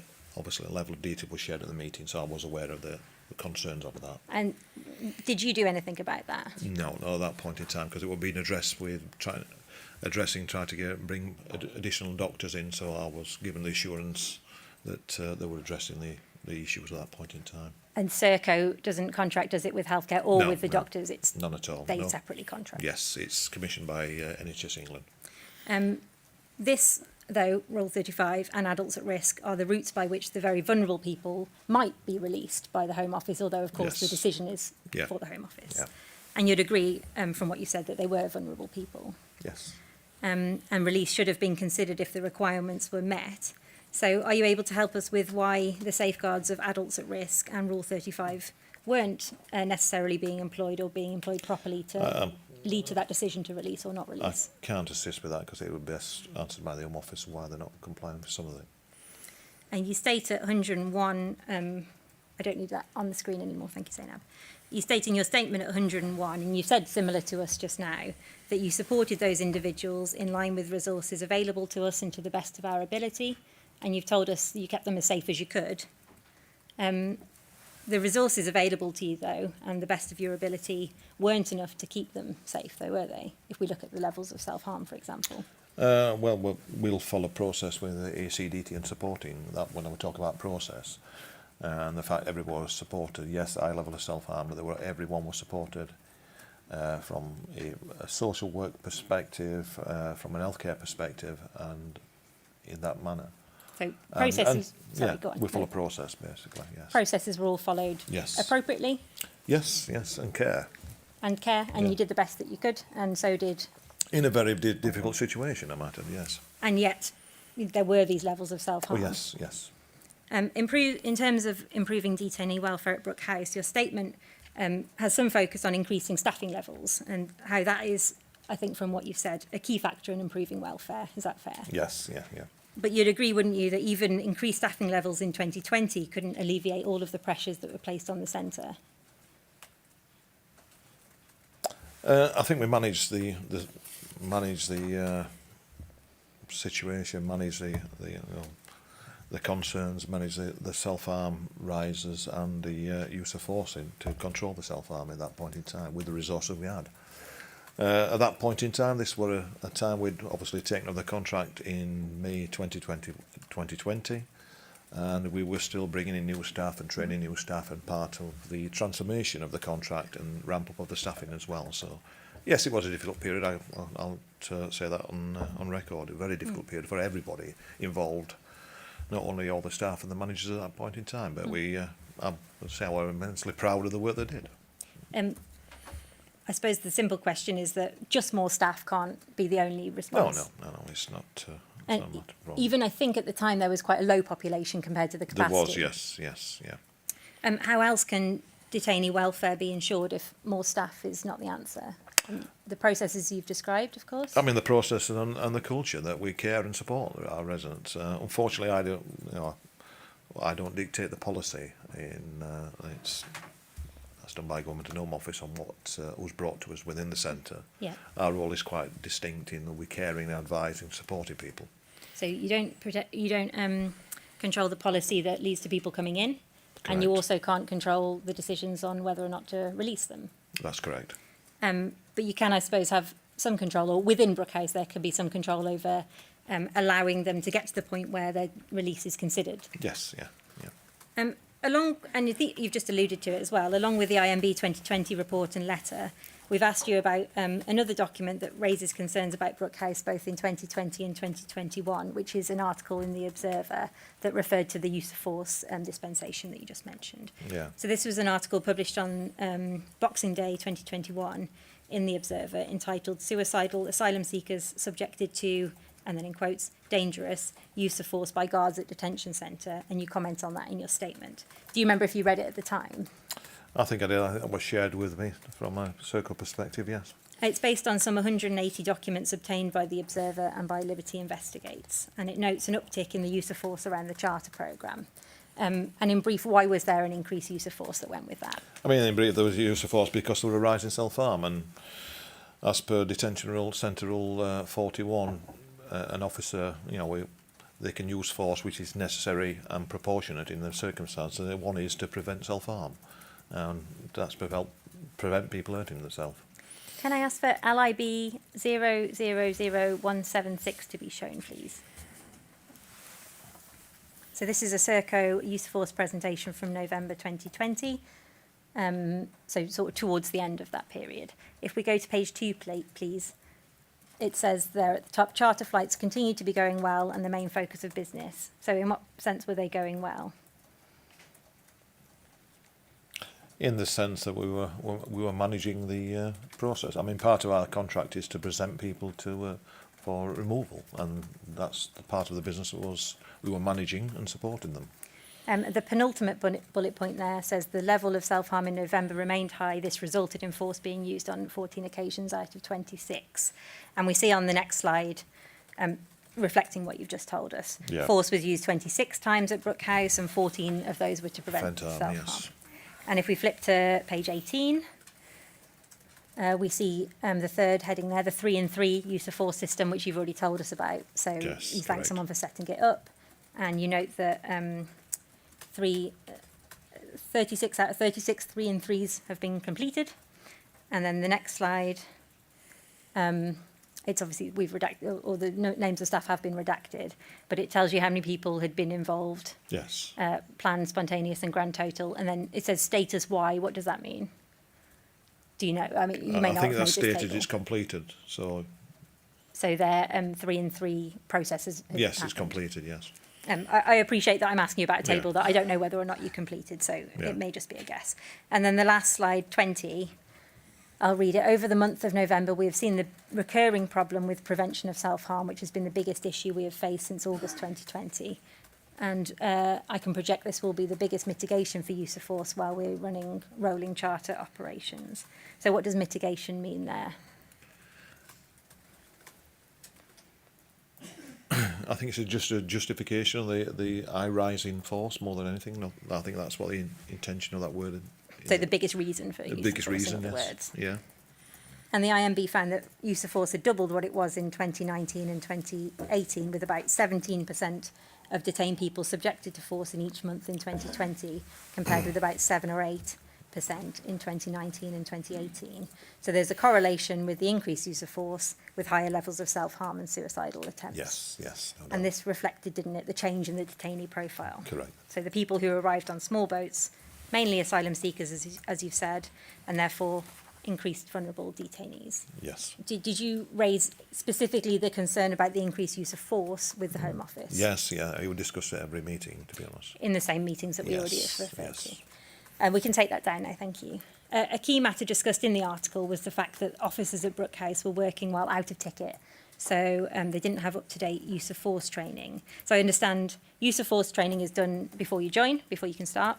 Yes. And then every year there's a refresher Every course. 12 months, a full refresher, yes. And the purpose is, of course, to keep skills and knowledge up to date. Correct. And ultimately, I assume, to ensure that force is used in a safe and lawful way. Yes. And you received a dispensation to use officers who didn't have the updated training. That's right, yes, correct. I mean, that were a national dispensation across all IRCs. It wasn't just specific to Gatwick, Yeah. and it was in relation to COVID. Did you seek it then, or was it granted to It was all granted. IRCs? It was granted across all IRCs, and at the point in time we resumed our use of force training in August 2020, and caught up all our people that are out of date or the term is out of ticket. Yep. Even though they're out of ticket, they could not be used on planned use of force, but they could use spontaneous force and still do the role. That were part of the dispensation. So so only people who are out of ticket could be used in unplanned use of force. You wouldn't use them for a planned event. They wouldn't That's be used correct. for a planned That's event. correct. Yes. Being used in unplanned events, they're more reactive and unpredictable events, Correct. though, aren't they? Yes. Was there a concern about that? No concern about it. Did you consider, or do you consider now, that the deployment of officers out of ticket to these incidents, unplanned incidents, might have presented a risk of the misuse of force against these vulnerable detainees? No. Had no risk whatsoever. I mean, we caught up straight away afterwards from August wise, so I think by Christmas we're back up to about 96-98% compliance on all our staff training use of force. So, With the only percentage of people off maternity or long-term absence. so you think there was no risk? What's the point then in having refresher training at all? The point of refresher training is to ensure that people are up to date and any new changes. I'm not aware of any new changes or anything. Staff would not be deployed on any planned use of force if they're out of the term you use, out of ticket. Yeah. Do you consider then that you only need to update people's use of force training if there's been a change in use of force policy? No, it's mandatory. It's every 12 months. More generally then on use of force, have you read the 3 reports of Mr Collier, the use of force expert to the inquiry? Yes, I have seen a number of recommendations from Mr Collier, yeah. Have you read the full reports or just the recommendations? Just recommendations. Well, that's what I'm going to ask you about. So, did you see his live evidence on Wednesday this week? No. I can tell you what he said to the inquiry. Is there any reason why you didn't watch Mr Collier's live evidence? Because I was busy now in meetings in my operation, unfortunately. I'd love to watch it, but I don't have the capacity. Do you intend to catch up on it? Yes, yeah. Obviously, he wasn't asked to comment on any incidents which occurred during your time at Yeah, it's all in Brookhouse. the relevant period, I believe, is it? Or while Serco ran the centre, but I understand from others, including Mr Horton, that other staff, he mentioned he'd read the report and the recommendations as well. I want to ask you first about training. So Mr Connolly, you'll be aware, was dismissed by G4S in 2017. You may be aware. He was a I man. don't know Mr Connolly is. Sure. He was a person who was dismissed after Panorama, and he Right, was seen using the N-word about a detainee, which he accepted when he gave evidence to the inquiry. Right, okay. And he was formerly a use of force instructor at Right. Brookhouse. It's necessary, isn't it, as a general principle, to ensure that the appropriate people are involved in use of force from the top down, so from training down to the people who carry out force, Yeah. and that training is adequate. Mr Collier recommends internal and external quality assurance of locally delivered training in the use of force, including peer observations and independent external body observations of training. Is this done at the moment? It is done at the moment, yes. In what way is that done? So all our CNR trainers who deliver our upskilling and refreshers, they go for an annual revalidation with the prison service or HMPPS. And externally, we have the part of the Home Office. They come and view our delivery of training as well. So they have a use of force expert in the Home Office who will come and revalidate and do observations on our training delivery as well. So the Home Office person who comes is the independent external body who observes? Yes. And the training itself, I don't understand that it covers specific guidance on the use of force in the context of detainees with mental illness or, for example, histories of torture. Not particularly, but I mean there is initial training and the one-day refresher. A percentage of that covers medical presentation, shall I say, and talks about a little bit about mental illness and concern around that. And part of the other is a lot around interpersonal skills and managing conflict resolution as well. That's part of the syllabus of the day. So there's a medical sort of element. Yes. Is it delivered by anyone with clinical expertise? It's delivered by a doctor. I mean, the medical element is a pre-loaded video has been probably not been updated for 3 or 4 years, best of my knowledge. Dr. Ian McConaughey, his name is, and he presents that, and before every use of force refresher, you have to watch this video, and it talks about that, the medical aspects and asphyxiation, etc., and that part of it. So it's a medical video. I see. But there's no one with clinical expertise who attends in person? No, there's not. Mr Collier has recommended that all DCMs have incident scene management training before taking up the post, which would focus on scene control and defensible decision making using the model within the use of force training manual, along with negotiation skills and staff management. This is his recommendation number 1. Yes, and all my staff, all my DOMs now, or new appointed DOMs as well, have all gone through Scene Bronze training and gone through that process, delivered by an external provider accredited to the prison service as well. Is that before they can start working as a DOM? Well, not before they can start working, but they've all gone through it, unless we've refreshed new DOMs, etc. That'll be the next role part of it as well. So refreshing the people who are already in Yes, post. yeah. And as I mentioned, within that training and negotiation, this is further developed at recommendation number 10, where Mr Collier says, in his view, Brookhouse should have trained negotiators to assist with the resolution of serious incidents who are available 24/7 on a rota. He said they should be deployed before resorting to use of force unless there's an imminent risk that requires... We have, yes, that's completed. So we have 22, I think, trained hostage negotiators within the contract, all trained by HMPPS. And is there one there 24/7 on a rota basis? They're on a rota basis. I couldn't confirm they're on 24 hours, but they're on on shift basis. Sorry, who did you say they're trained by HMPPS? Yes, correct. Yeah. So recognised training provider. Yeah. When did that come in? I've had a number of staff that's recently been for training, so it's been in place a number of years, but we're talking specifically about hostage negotiator training. That's what I'm talking about. So hostage negotiator training, is that just for when somebody is taken a hostage? Yes. What about negotiations, as Mr Collier recommends it, who assists with serious incidents before force is used more generally?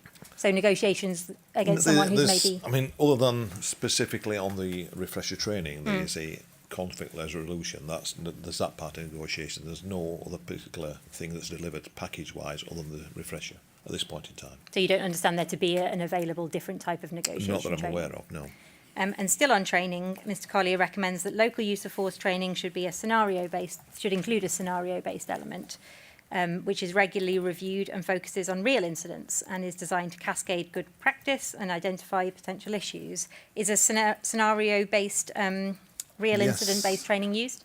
There's as part of the full 5-day initial CNR course, there's a full scenario-based training element, so I was a little confused with that recommendation because I know there is one. Does that look at real incidents that have happened in Brookhouse and how they could be appropriately managed? No, they're just scenario-based incidents that could happen. So does it look at real incidents or just scenarios? No, it doesn't. Just scenarios. Yeah. In terms of reviewing and auditing force, you discussed this in your statement at 58 to 65. You say every use of force is audited within 24 hours now? Yes. Who's that done by? That's done by the Assistant Director Operations or another Assistant Director, Use of Force Coordinator, and the Home Office as well, for full transparency. They will, and healthcare if required, they will sit in and review it and review the footage, CCTV and body-worn video as well. When would healthcare be required? If there's any concerns, they will be part of it, yes. If there was an injury? Yeah. But we irrespective of that, any use of force will be what they call a 213 form completed by healthcare and submitted as part of the pack. So that's an injury to detainee form? Correct. Would a healthcare representative also attend the review if there was potentially an underlying mental health problem with the detainee, even if they weren't injured? Yeah, separately we may have a separate case review or multi-MD multidisciplinary team meeting on that aspect. And I understand that you've set up also a use of force review committee which meets monthly. Correct. That's chaired by the Assistant Director of Security. Yes. Who's that at the moment? Well, it's currently chaired by the Assistant Director of Operations. Use of force comes under, which currently is Steve Skitt. Mr Skitt is currently Yes. operations. Mr Collier recommends that a detainee representative should be included, and he said on Wednesday, "I think it provides transparency. I think it allows the detainee group to have knowledge of how incidents are reviewed, that if force is used against them, that it is properly scrutinised, that if there is any inappropriate actions or anything that's come out of it, it's being addressed at the correct level." What's your view on that? In some cases, there may be an advantage, but there's not always the ability to allow them to attend a meeting of that nature, because where the meeting takes place, looking at footage, etc., things like that, they are in staff areas, so they won't be able to attend that type of meeting. It could be held somewhere else, though, couldn't it? It could be, yes, it could be. It's a consideration. Is And it I think the something- model is probably looking at is regarding MMPR, which is managing minimising physical restraint, which is some of my staff are trained in, is that is the model they're using with young people and children. I see. So they will allow them to attend the meeting and review so they understand the reasons, the rationale for the force as well. Is that something that's used at Tinsley House, for example? Not currently, because we've not had any children in for a long while, actually. So you said it's something that could be considered. Is it something you're going to consider? We will, after the inquiry's finished, we'll look at all the considerations and recommendations. And he notes that at these monthly meetings, one incident per month is reviewed and says it should be more than that. Why is it only one? Just time permitting, and that's picked at random. So we'll look at any particular incident that's of concern, or some are quite routine incidents. So it's just rely on time permitting. We can't see everyone. Depends on the numbers, basically. Can you tell me about the storage quickly of footage and documents received? So how long does Brookhouse keep body-worn video camera footage? Contractually, so all CCTV and body-worn footage is contractually, we keep it for 120 days. If there is an incident, if the footage is related to an incident, use of force, etc., anything like that, the footage is all downloaded and retained in security indefinitely. So if it's required again in the future, it's all downloaded to a USB. By if there's an incident, you mean if there's a concern about If any concern or anything of that nature that's raised to us, even if it's a complaint by a resident, raise a concern, and we don't believe there's any incident, we'll download all the footage. It will be retained indefinitely on a storage hard drive and retained in security. Yeah. On Chair, I'm just aware it's 5:21. I've only probably got about 10 more minutes, so it probably makes sense to continue with Mr Hughes until just after 1 o'clock, if that suits you. That's fine. Thank you very much. On use of force paperwork now, at paragraph 76 of your statement, page 18, you refer to one of the documents which was disclosed to Liberty Investigate, so the people who were gathered some documents before the Observer article.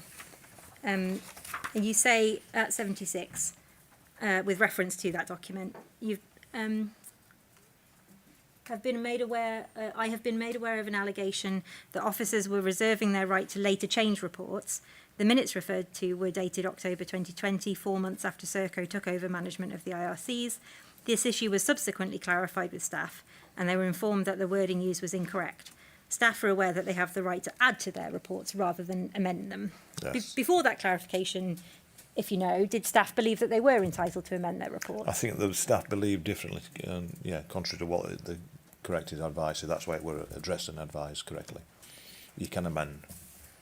You can amend. Yeah, the right to add to. Sorry, I mean the right to add to your report if need be. So previously, if latterly you feel there's something you've missed or remembered. So previously they believed that you could amend, and then from say 2020, it was just a clarification. Yeah. You said no, actually you have to leave it as it is, but you can add to it. Add to it. Yes. Mr Collier was asked about that yesterday, and his view was that staff should not amend their reports.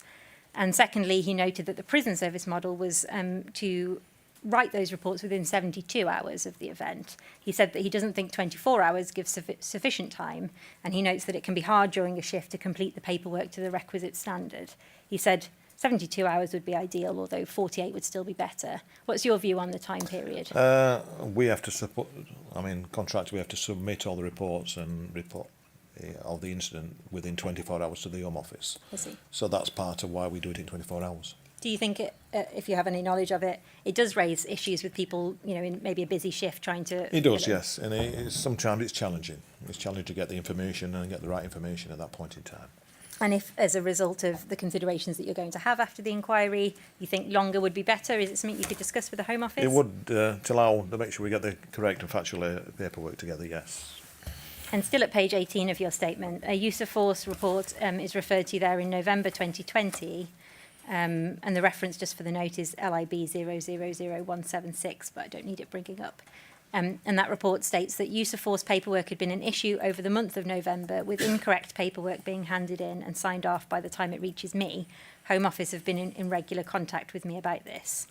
And you say in your statement that this was then addressed by the coordinator and through further training. Yes. So there was an issue with incorrect paperwork being handed in. It were a training need because we brought lots of new staff on, new policies, new procedures. They were understanding how they conduct. It were new to them, so we supported them in that and offered them additional training and update to the ITC.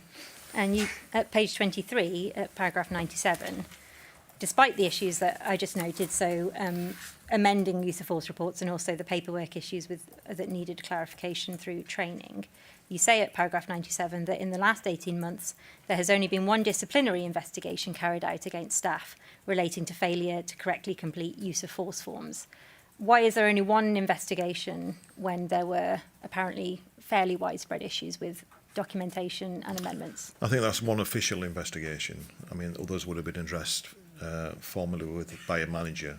It's not gone to a disciplinary issue. That obviously this one has. So I'm not sure exactly which one that one is, though. Something like late paperwork or amending paperwork wouldn't necessarily be official. No. It's that could be obviously a disciplinary matter against against our code of ethics. Mr Collier recommends at recommendation 7 that line managers, assisted by the use of force instructor, should carry out random quality assurance checks on use of force statements submitted by their direct reports. Is that done? We quality check, the use of force coordinator and the team quality check all the statements. So the way, I mean, enhancement of this contract is we have 2 use of force, dedicated use of force coordinators. And part of that is to ensure we get all the documentation, the paperwork, and then we get it set to a good standard as well. And is that part of the review that happens within 24 hours? Yes. And finally, on use of force, Mr Collier, on a number of occasions in his report into planned use of force, criticises the use of PPE in individual events he's looked at. He told the inquiry this week that there was a perception that every planned use of force needs to be in PPE, but he said that's not the case. Now, he was taken to the manual, and I don't need to bring it up, but for the note, it's NOM 000001, which says that this is the manual that is applied in the detention centre, even though I think it's a prisons document. PSO 1600. That's right. And it says that there may be occasions where staff must wear suitable PPE. And it gives examples such as where a prisoner, it refers to prisoners because it's a prison manual, Yes. is behaving aggressively, or where the prisoner has or is likely to have a weapon. But he says, in fact, every situation should be evaluated on its own unique circumstances. And he explained, for example, the difficulty of communicating through helmets, the obvious difficulties in rapport building when in PPE, and said that if PPE is removed during an incident, when it becomes clear it's not necessary, this can be de-escalating, not just to the person on whom force can be used, but to other people watching as well. Presumably you accept Mr Collier's expertise in lawful and appropriate use of force. Yes. And now that it's clear that PPE is not mandatory for planned use of force, is this something that will in practice change? What I would have to say that it's common practice in, I mean, most of the areas and establishments I've worked in is common practice. If you're requesting staff to do a planned use of force into a bedroom, where you're uncertain about if there's any weapons or visible threats to those staff, you will then, I mean, as a responsible employee, I've got employer, and under the Health and Safety at Work Act, I've got to responsibly protect my staff as well. So I would not knowingly send into an area, it's a risk assessment, into an area where they could be injured without the proper PPE as well. So it's, I would say it's a discussion, a contentious issue there. I'd don't fully agree with Mr Collier's views on that. There isn't a risk assessment though, is there? It's just a blanket policy at the moment of always It is a using blanket PPE. policy, and it has been, I'd like to see the reference where it says it may, because routinely, any planned use of force, if you're sending staff, depending what the situation is, you would ask them to put PPE in to protect the staff.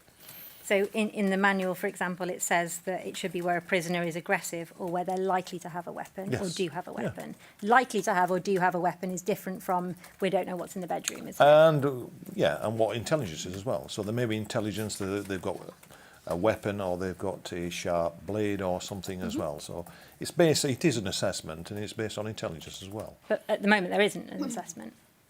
Not particularly. We will, if there's a risk, we will keep people up. Yes. But at the moment at Brookhouse, it's not that there's an assessment at all. It's always the case that PPE is For worn. planned use of force, Yep. yes.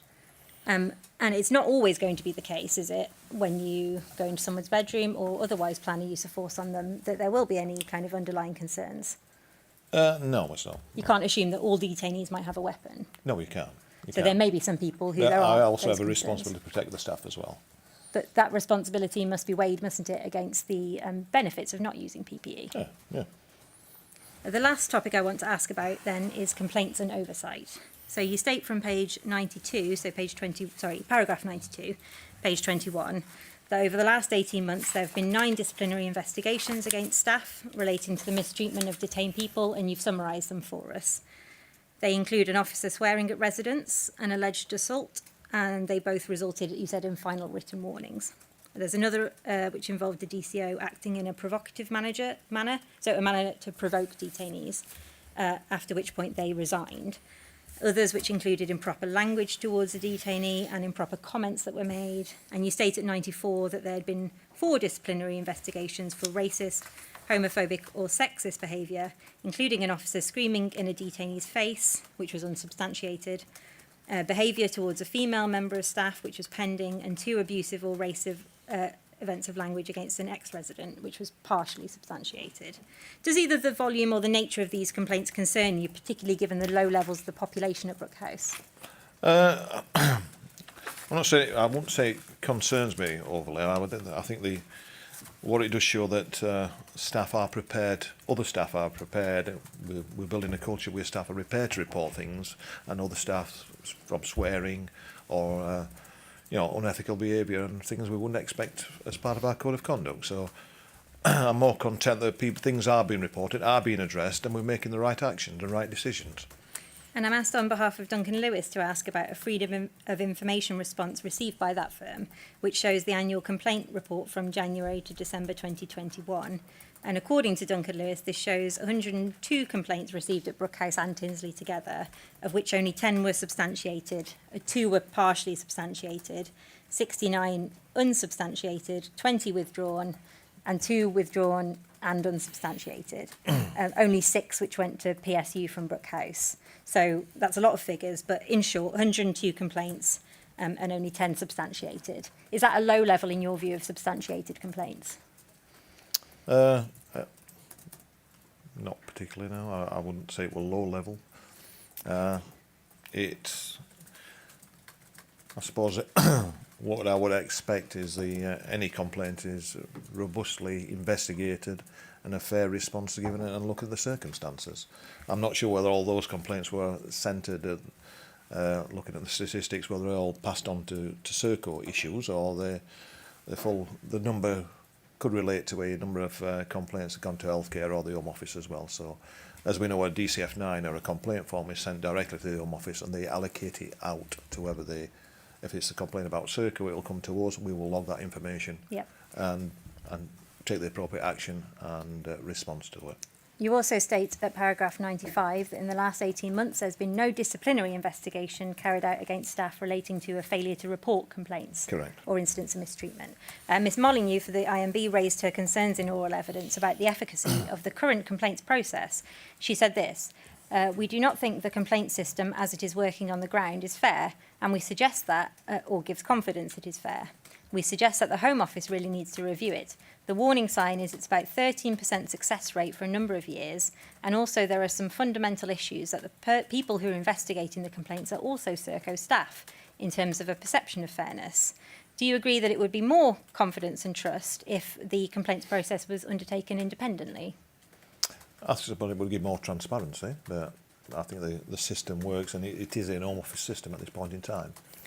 Ms Molyneux also noted that too many responses the IMBC seem technical and contorted, and while she hadn't seen the contract, she says that there's a sense that these responses might be driven by penalties. Do you accept that as a legitimate concern? No, there's no. I mean, I can assure there's our response are not based on penalties or failures in any way, shape, or form. Every response that Serco makes is quality assured. There's a percentage from the on-site Home Office team conduct a percentage of our responses, and also the Home Office regional team, also the desk, what they call the detainee enforcement services complaints team, they also sample our responses as well to make sure they are fair responses, and we've done the relevant investigations. They do about 20% as well. So, Mr Farrell, Shane Farrell, gave evidence to the inquiry, and he was asked by the chair about feedback from PSU or internal investigations about staff conduct. He said that he personally doesn't receive feedback with findings from investigations into staff he manages, so he's a DOM, so he has staff he manages. Yeah. He said he doesn't receive feedback, including if they're given advice, and he said he'd like to think that he would be made aware of it, but he doesn't believe at the moment that he is. Is there a process for this? So, for example... A PSU report? Yeah, PSU Yes. recommends something. Yeah, we once they've concluded their report, we get a copy of their recommendations, and then we get a full report, and we log that information on our improvement plans, and that's shared with appropriate SMT member to share with member of staff. So and if there's any actions or changes we need to take in a result of that investigation. It's shared with the member of staff about who it's made. Yes, yeah, Is it shared with their manager, so the DOM, yeah. so they can take action? Because we have to track that to make and that information is tracked to make sure we've met the recommendations from a PSU perspective.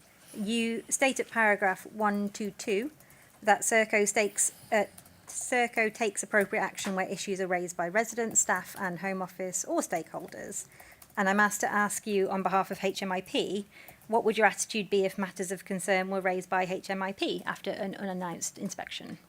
We would again address the concerns, and I've worked with HMIP in different contracts, and everything we do, they're there to advise, support, and look at the decency agenda, etc. So we take the appropriate action to address any concerns that HMIP had within Brookhouse. Just turning back to a couple of matters I already asked you about. I asked you firstly about Rule 40, and you said it wasn't now used preemptively. Yeah. Can I ask, what's your understanding of who out of staff, Serco staff rather than Home Office staff, are able to authorise the use of a Rule 40 under the urgent procedure? From a Serco perspective, it generally would be a DOM or the relevant assistant director or deputy director. Is that any DOM, or is it a DOM with a particular role on the day?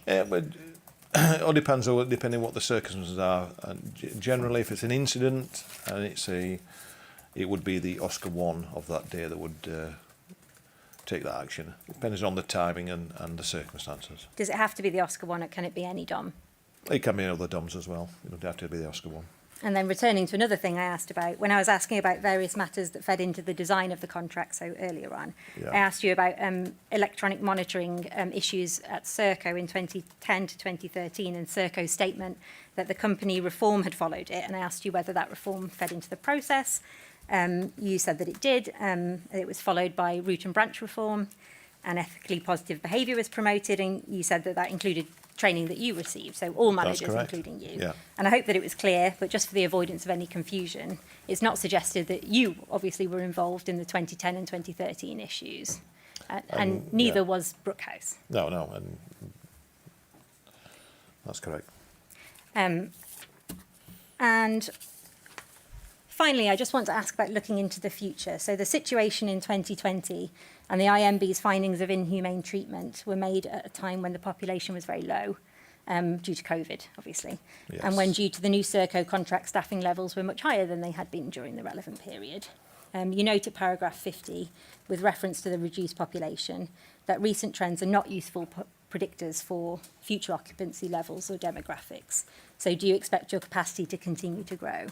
I do, yes, I do. I mean, I expect over the coming months, with changing policy and direction from always, I expect our population to rise, yes. And you've told us before you don't have any control over the number of people who come in other than the number of beds No. you've got. And you don't I understand it, have any control about the number of people within the centre who have particular needs or vulnerabilities either. No.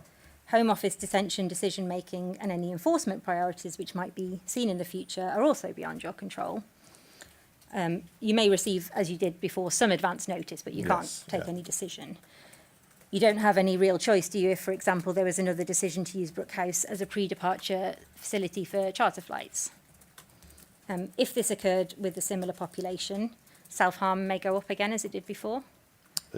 Could do, yes. The use of force may therefore increase as well. There would be a risk, wouldn't there, of a rerun of what had been described by Mr Castle as a very bad job and by the IMB as humane. What, if anything, can you do then to avoid another 2020 situation? In respect, I mean, there will. Unfortunately, I've little control on what's allocated to us from that's. I think probably the question is best placed answered by the Home Office in the respect of their strategy in accommodation strategy in the future. It's not something I have a knowledge of or at this point in time. Mr Hughes, I don't have any further questions for you. The Chair may, however, have questions. Thank you, Ms Moore. Thank you, Mr Hughes. I do have a couple of questions for you, if I may. You told Ms Moore that your office is approximately 20 metres from the wings. Is that the same office that, as far as you're aware, Mr Saunders would have occupied during the relevant period? Yeah, I believe so, yeah. There's been no fundamental structural change not to that I'm that? aware of, Okay, no. thank you very much. How often do you go to the wings? Every other day, weekly, depending on what time I'll get available. Okay, thank you. Yep.